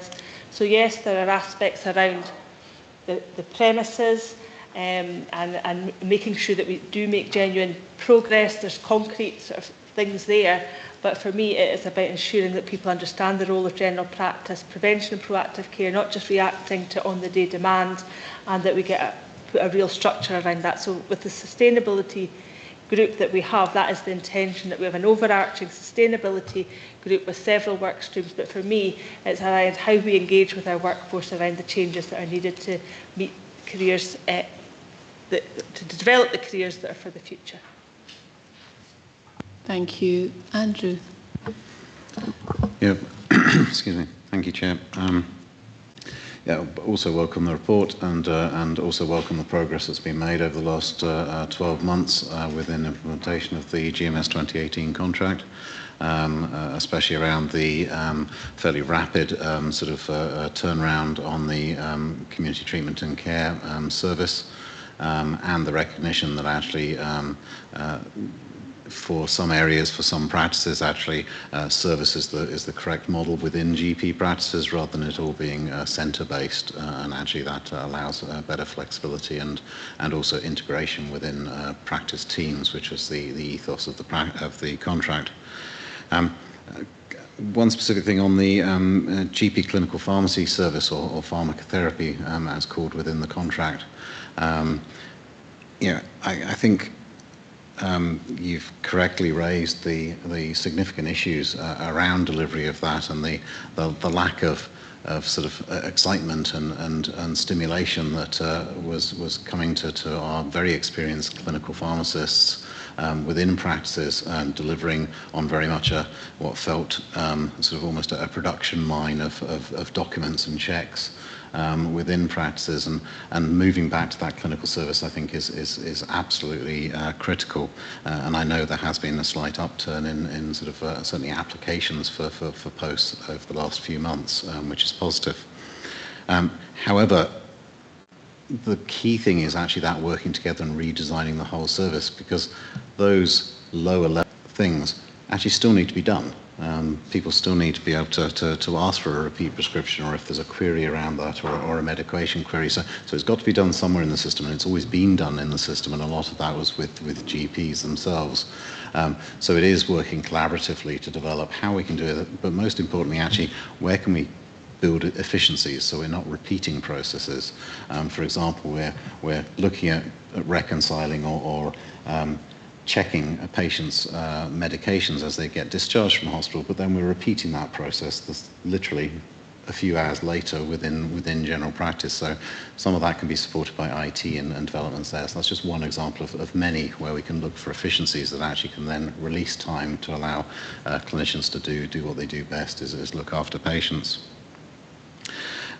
Sustainability is really important. The other element, and it's been picked up, is Alison, I think you just mentioned that, when teams can work together, when they can integrate better, that delivers the best service for patients. That's one of the key ethos around the new contract. It wasn't about creating different services with each of these different teams. It wasn't about having a separate urgent care, a separate pharmacotherapy, a separate CTAC. It was actually the expert clinical medical generalist as the GP leading a multidisciplinary team that is completely integrated and seamless.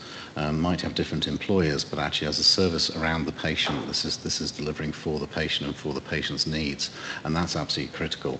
And some of that does require, and certainly there's lots of evidence that co-location helps that, which is why the premises element of this is so critical as well, in terms of actually building people together so they're not all remote and difficult to communicate. Yes, technology has helped us communicate through Teams and things like that. A lot of our enhanced community support work is based around Teams meetings to allow people not to be more efficient in that and to join. But in a lot of occasions, it's that corridor conversation about Mrs. Smith or Mr. Jones that actually leads to significant and efficient improvements for their care. So that's, I think, is the next phase, is actually how do we integrate multidisciplinary teams so they feel collectively as one team as we reach a point where we're starting to stabilize the actual recruitment and building of the service. And that's not just the health part of this, is actually very importantly the health and social care service. The multidisciplinary team is the entirety of the health and social care service and voluntary sector service, which forms a critical part of the contract services that we've implemented. Andrew, thank you very much for that. I think Jill was going to come back in, but then Andrew has a question. Thank you. I just wanted to pick up on the work from a care and treatment perspective, because through some of the work that Alison, and I think we're delighted to have you here, Chris, as well, from a secondary care medical practitioner perspective, the work that we do between primary and secondary care as well, because we're very aware in primary and community care we can't just focus on urgent care or planned care. We have to have a real balance, because if you focus on one, it'll tip the other. So I think that integrated working is absolutely out in primary and community health and social care, but it's also with our secondary care colleagues. And I think there's some exciting work that Alison and Chris are taking forward from a pathway perspective that we can link into CTAC. So it was just to give that level of assurance that we're working in an integrated way across the system as well. And you're leading a work stream, aren't you? I am. So that's good news. I was delighted at that. Andrew, if you'd like to come. Thank you, Chair. I did have the good fortune to attend the development session so just trying to gain some brownie points here. It was a really excellent presentation. I think for the first time, and since I've been on this, I've really understood the whole issue, the whole enchilada with the primary services, and it's all the bits and pieces put together. And it was an excellent presentation, and thanks, Lisa, for that, and for all the other contributors. I think the problems were well characterised and defined. It was bags of data and graphs and supporting information. My kind of question is more towards like how this is strategically going to develop. I think we're all aware now, and the old theme again of you saying we have to, Jill was saying that we have to look at things differently, and that includes everybody, including the service users. That's service users again. So yeah, I think we're all familiar with social prescribing and the role of ANPs instead of GPs and non-medical interventions. I think we're all kind of bought in on that. And my question is that on the theme of the we're all in this together kind of thing, just what elements of co-production and realistic medicine is going to be used in the engagement with service users to bring them along to this brave new world where we don't see the GP anymore. Just to round off that whole holistic thing that we're kind of all bought into. So, I mean, hearing a lot about, and I perfectly accept it, it's got to be a good place for professionals to work. All the systems have to talk to each other. The premises have got to be nice, not crumbling, and all that stuff. We'll have clusters instead of buildings. But at the end of the day, has the service user been engaged to say, look, we are going to do this differently, and this is how it's going to affect you, and co-produce the solutions? That's my question. Thanks. Thanks, Andrew. Really, really great question, actually. Yeah, no, thank you, Andrew. And I think realistic medicine, I would put the challenge back as it's realistic care that we're providing. It's not just around the medicine part of it. There's principles around realistic medicine and how we align them with care. We can look at, there's also the value-based healthcare as well, and the principles from both of them underpin all of the work that's happening across all of the health and social care partnerships and NHS Tayside. There is a realistic medicine lead who's working certainly with all the work streams from NHS Tayside around how we actually demonstrate that we are living by the principles within realistic medicine and actually work again to the value-based healthcare provision as well. Alison and Susie might want to come in on that, because that is the fundamentals around how we provide that holistic care. I'm not sure that the public understand some of that at the moment, so I think there is still a bit of work that we need to do around that, but fundamentally that is the principles that underpin all of the work that we're aiming to do. I think the important point as well is that if people do need to see a GP, we create the environment in which they will absolutely see the GP, but the GP doesn't necessarily have to be the gatekeeper for accessing, for example, the ANPs. So it's about that understanding. It's, there are equally valid routes for depending on what you need. Does anyone want to come in on that point? Alison? Yeah, just briefly, I agree with you, Andrew. However, I do think it's very difficult when you're talking about the entire system. How do you engage with the public on the entire system? Because it's so huge and interdependent. But I do think there is a real opportunity not to think of things as primary care or secondary care, but to think around pathways of care and across the entirety of the pathway. So I think the group that you mentioned, that Chris and I co-chair, looking at integrated work streams, we're thinking around our managed clinical networks, which has broad stakeholder engagement. We're thinking around public health approach and how do we get the pathways right at the whole system, and hopefully by breaking it into these priority areas we can get some real traction around the public engagement, the public health approach that we need. And I think an example that we're working on at the moment might be around continence, where we're looking at the public messaging. It links with access to toilets, the real social aspects, not just the realistic medicine, realistic care. all the way to people who are very high level needs, and some of the personal care that you're talking about in daycare service or the opportunities, these issues across the whole spectrum, prevention, engagement around how we do that is absolutely key. But for me, it's maybe getting away from engagement just around primary care versus secondary care. What's the right thing to do in that pathway, and how do we really get that public health approach to everything there? Thank you very much. Is that helpful, Andrew? Yeah. Yes, thank you. Thanks, Chair. That was good.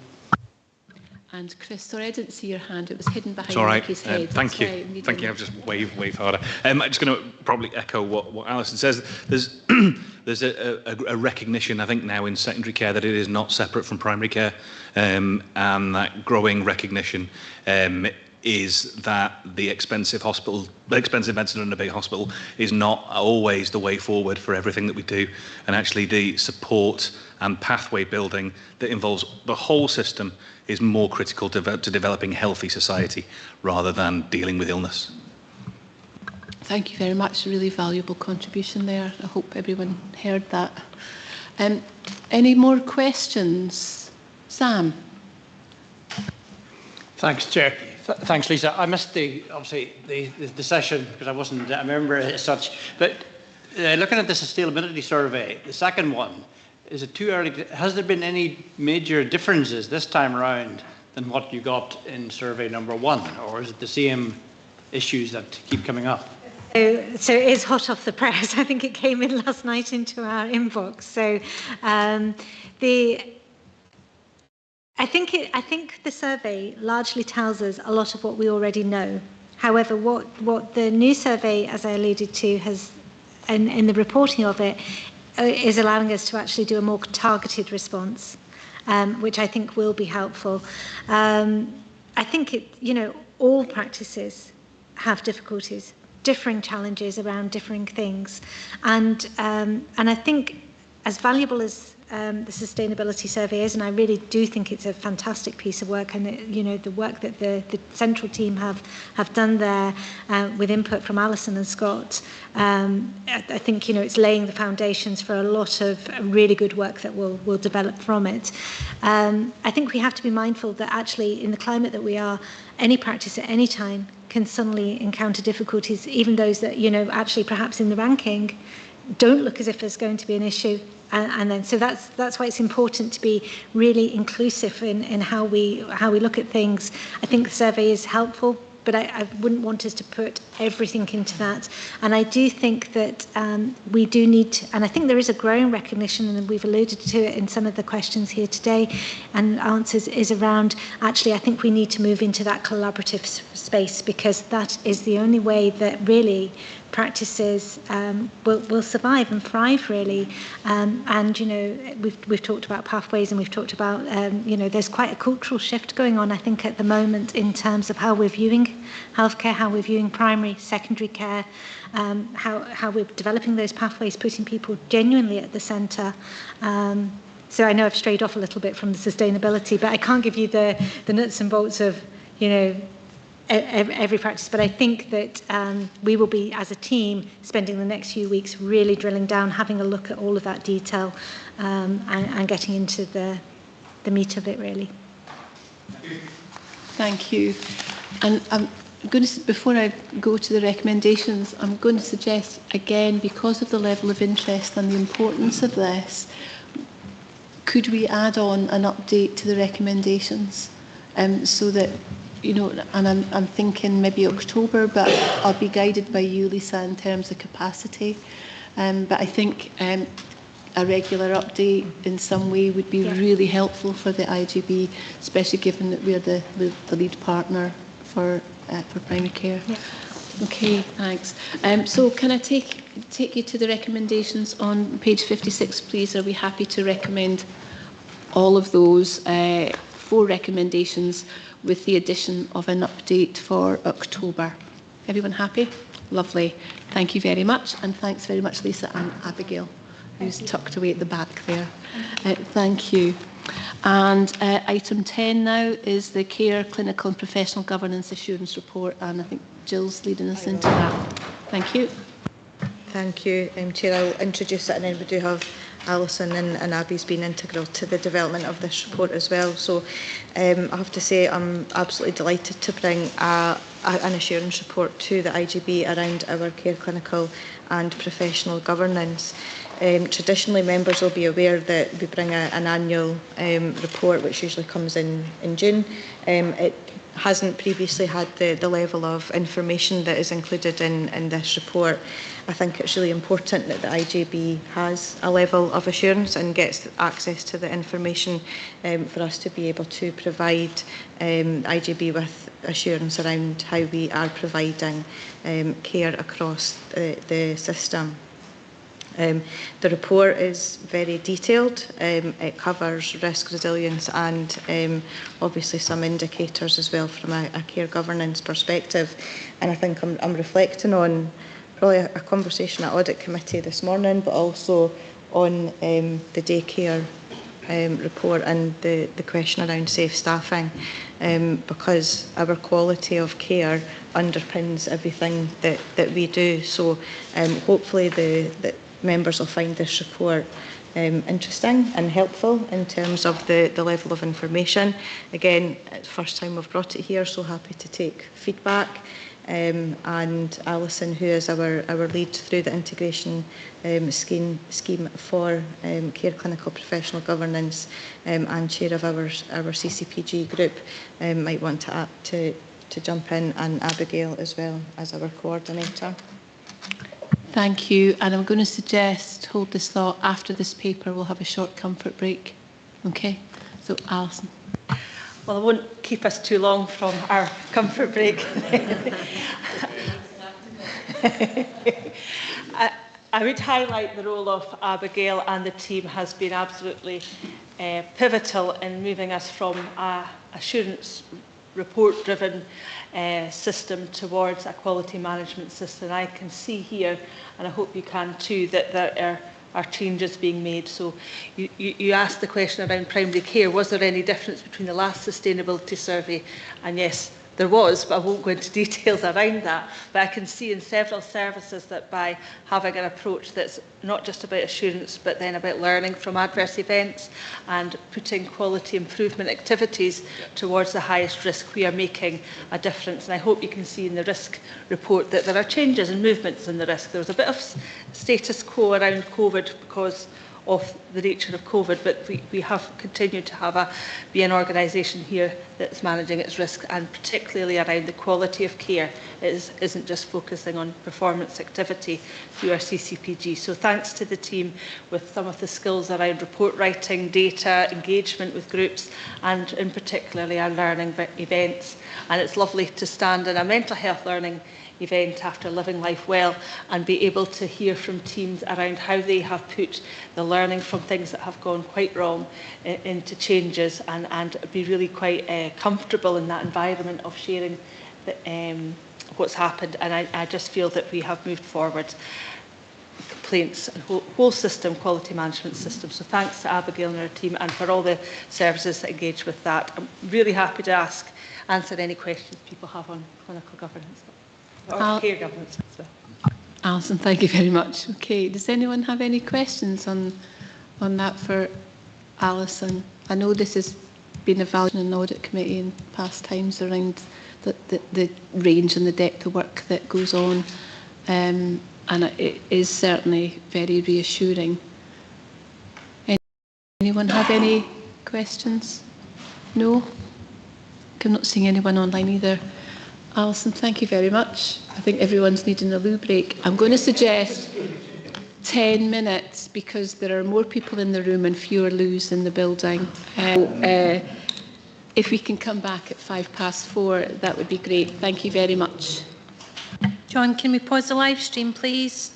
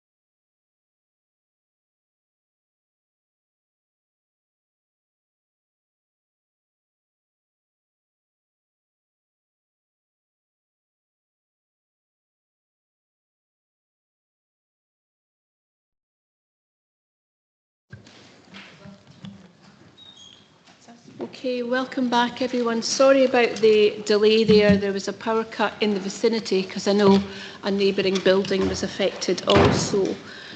So apologies for that. We've been in touch with the online attendees as well.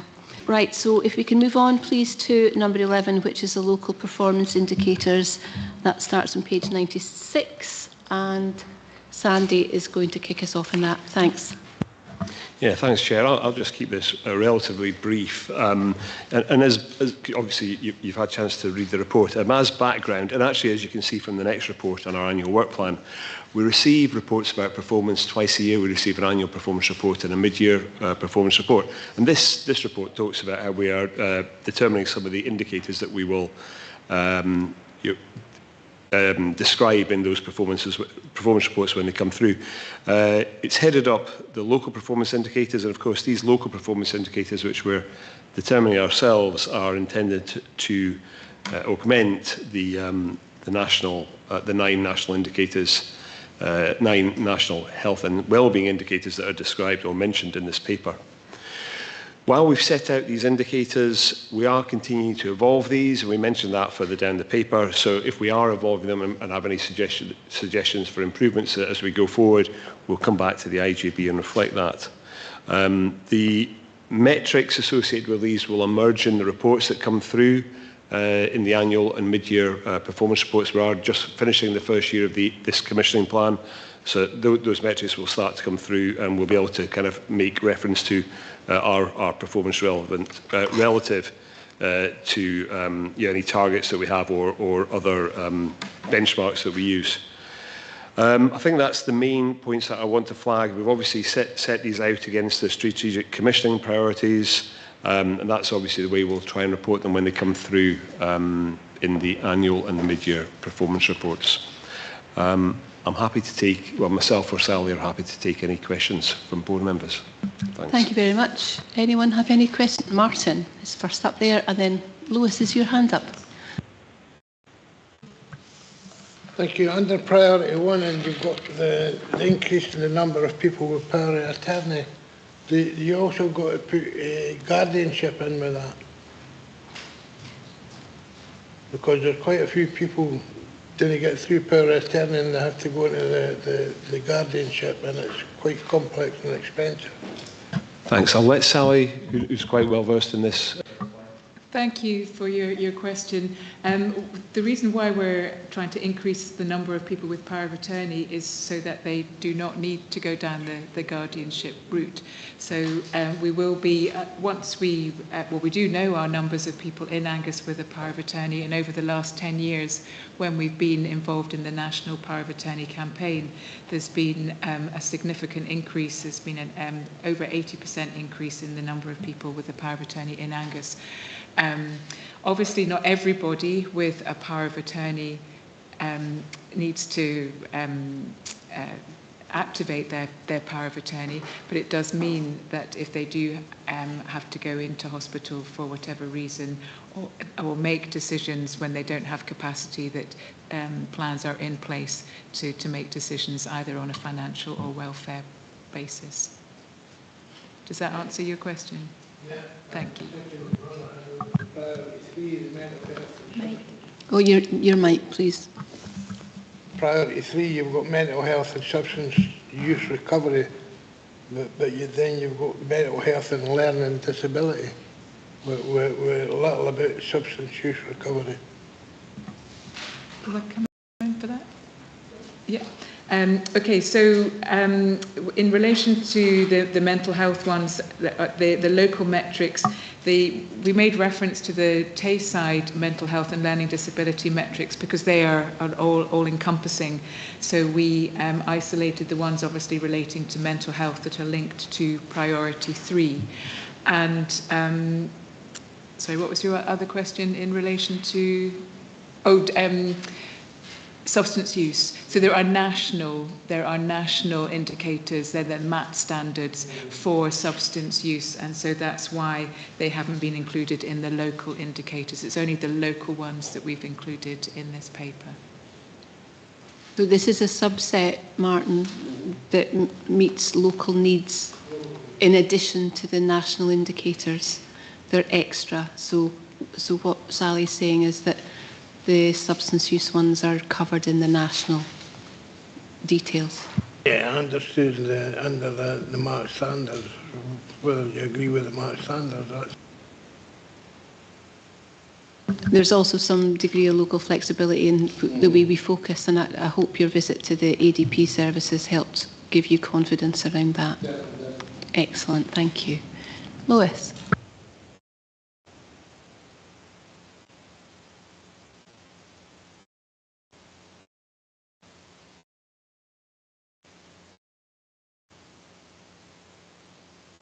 Sorry, your mic.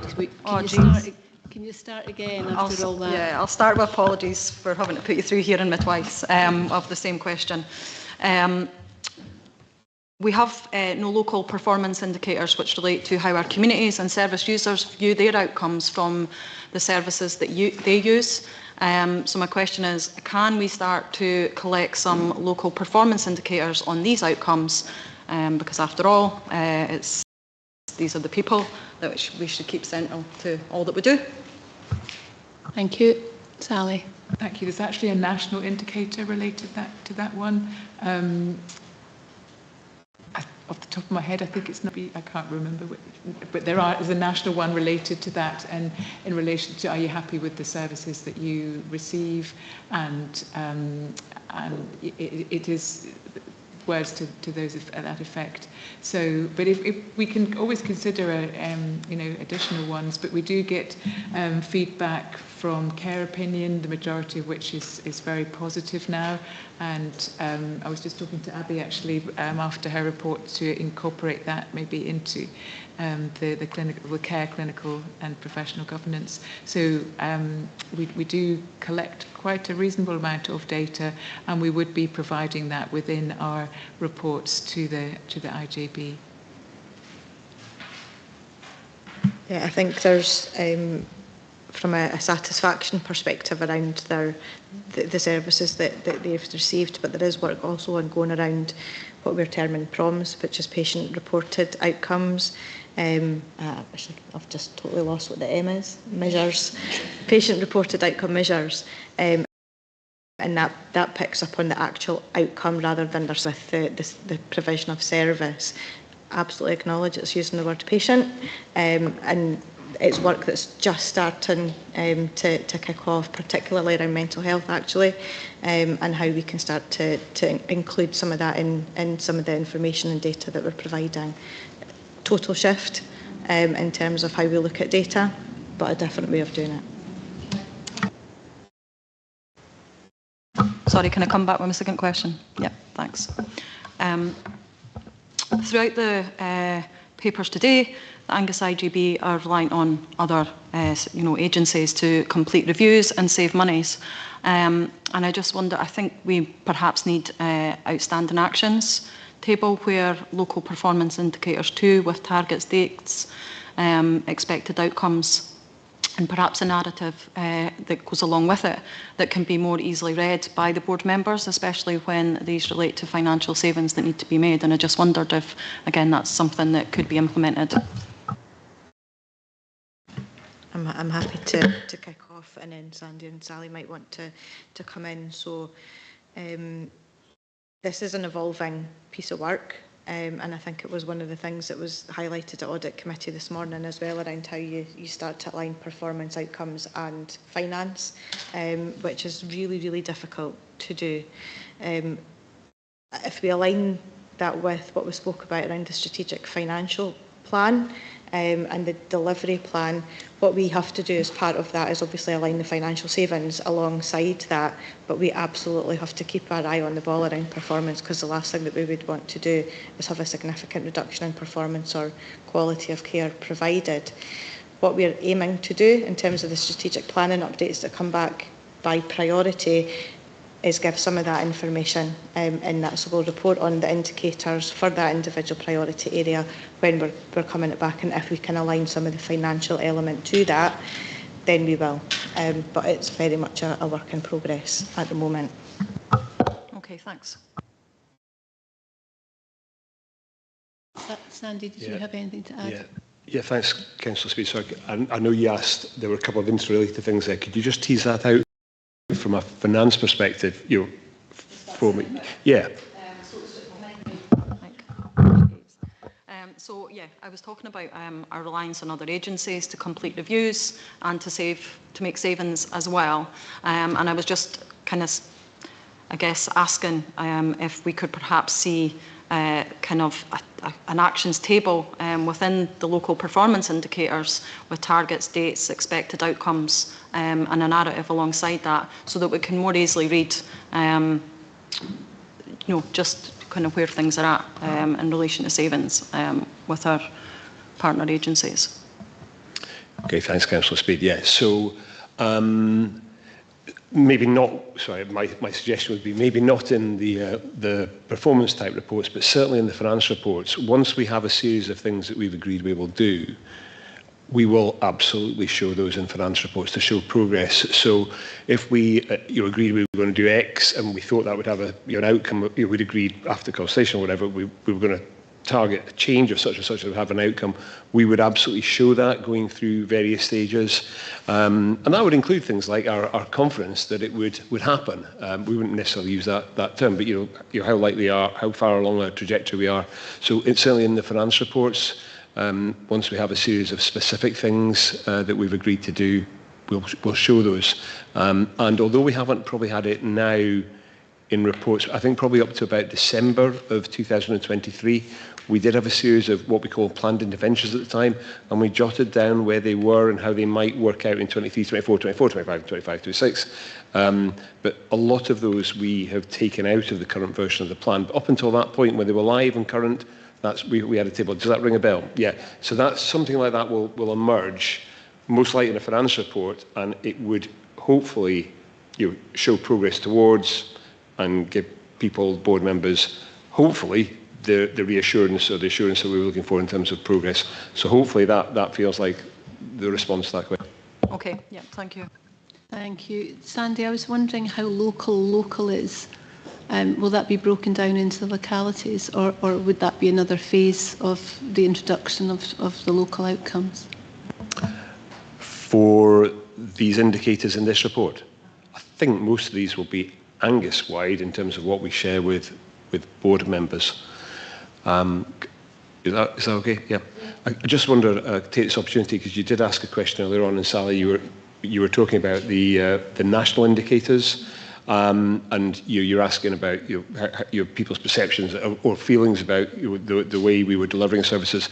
And if I could just quote, the 9 national outcomes are based on survey feedback to emphasise the importance of a personal outcomes approach and a key role of user feedback in improving quality. So I'm not going to go through them in detail, but it was just to emphasise the point that Sally made. Those national indicators are very much about the person-centred approach in terms of getting the outcomes to them. Okay, thanks. Thank you very much, Sandy. David. Thank you. It's just an observation that I think it would be helpful if when we receive a populated version of this, that the reference is made to the source of that, so that we know what has been generated from operational activity and what we're extracting from national or other statistics. Just think that would make it easier for us. Yep, that can be accommodated. Perfect. Okay, no more questions on that. Excellent. Okay, can we therefore approve the recommendations under 3 on page 96? Note the content and approve the updated local performance indicators. Everyone happy with that? Excellent, thank you very much. And our almost final agenda item is the annual work plan, and that's from Jill. Thanks.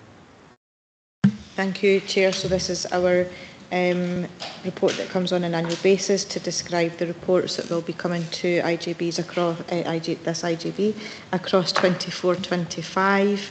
I think just a couple of things to pick out. Members will hopefully have seen that we have included a lead partner report, so that the IGB will be seeing an update on the services that we have lead partner responsibilities for, and the inclusion of a proposed development session timetable for the year as well. What we have tried to do is align the development sessions with some of the key areas of work that we need to take forward. Dementia strategy, primary care being just two. The one in October is proposed a kind of joint one with Audit Committee around the blueprint and good governance, and the strategic delivery plan, strategic financial plan will also tease out some of the more detailed work that is ongoing within the partnership to support the delivery of the commissioning plan. So just looking for support and any comments. Thanks, Jill. I have to say the one that some of us attended on the 16th of April was really helpful, and thank you to everyone who attended. I think there was only one voting member there, and it's really good to get all the dates in the diary. So hopefully people can diary things around that. Having said that, I've got a diary clash with the September one, so can't manage that. But you know, life gets in the way. But they are really valuable, and it allows a really deep dive into the subject matter. So I really would encourage people to come along to that if they possibly can. And sometimes it's not that helpful just pinging out the slides afterwards because you miss the background story. There's not enough detail in the slides to properly brief people on the issues and the subject. But if you are unable to attend and particularly want to find out more about that, then we could maybe pick that up if you let us know. But it would also be helpful if people can let us know if they can't attend as well.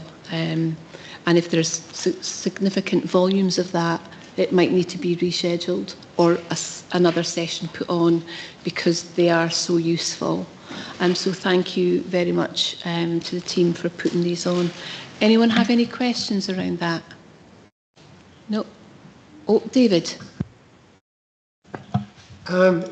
Just an assurance of the action update that was presented at the very start of the meeting had a lot of things that were in the previous update removing. I just wanted an assurance that they've all been dropped into this, and that's the way we'll receive them here on. That's fine. Thank you.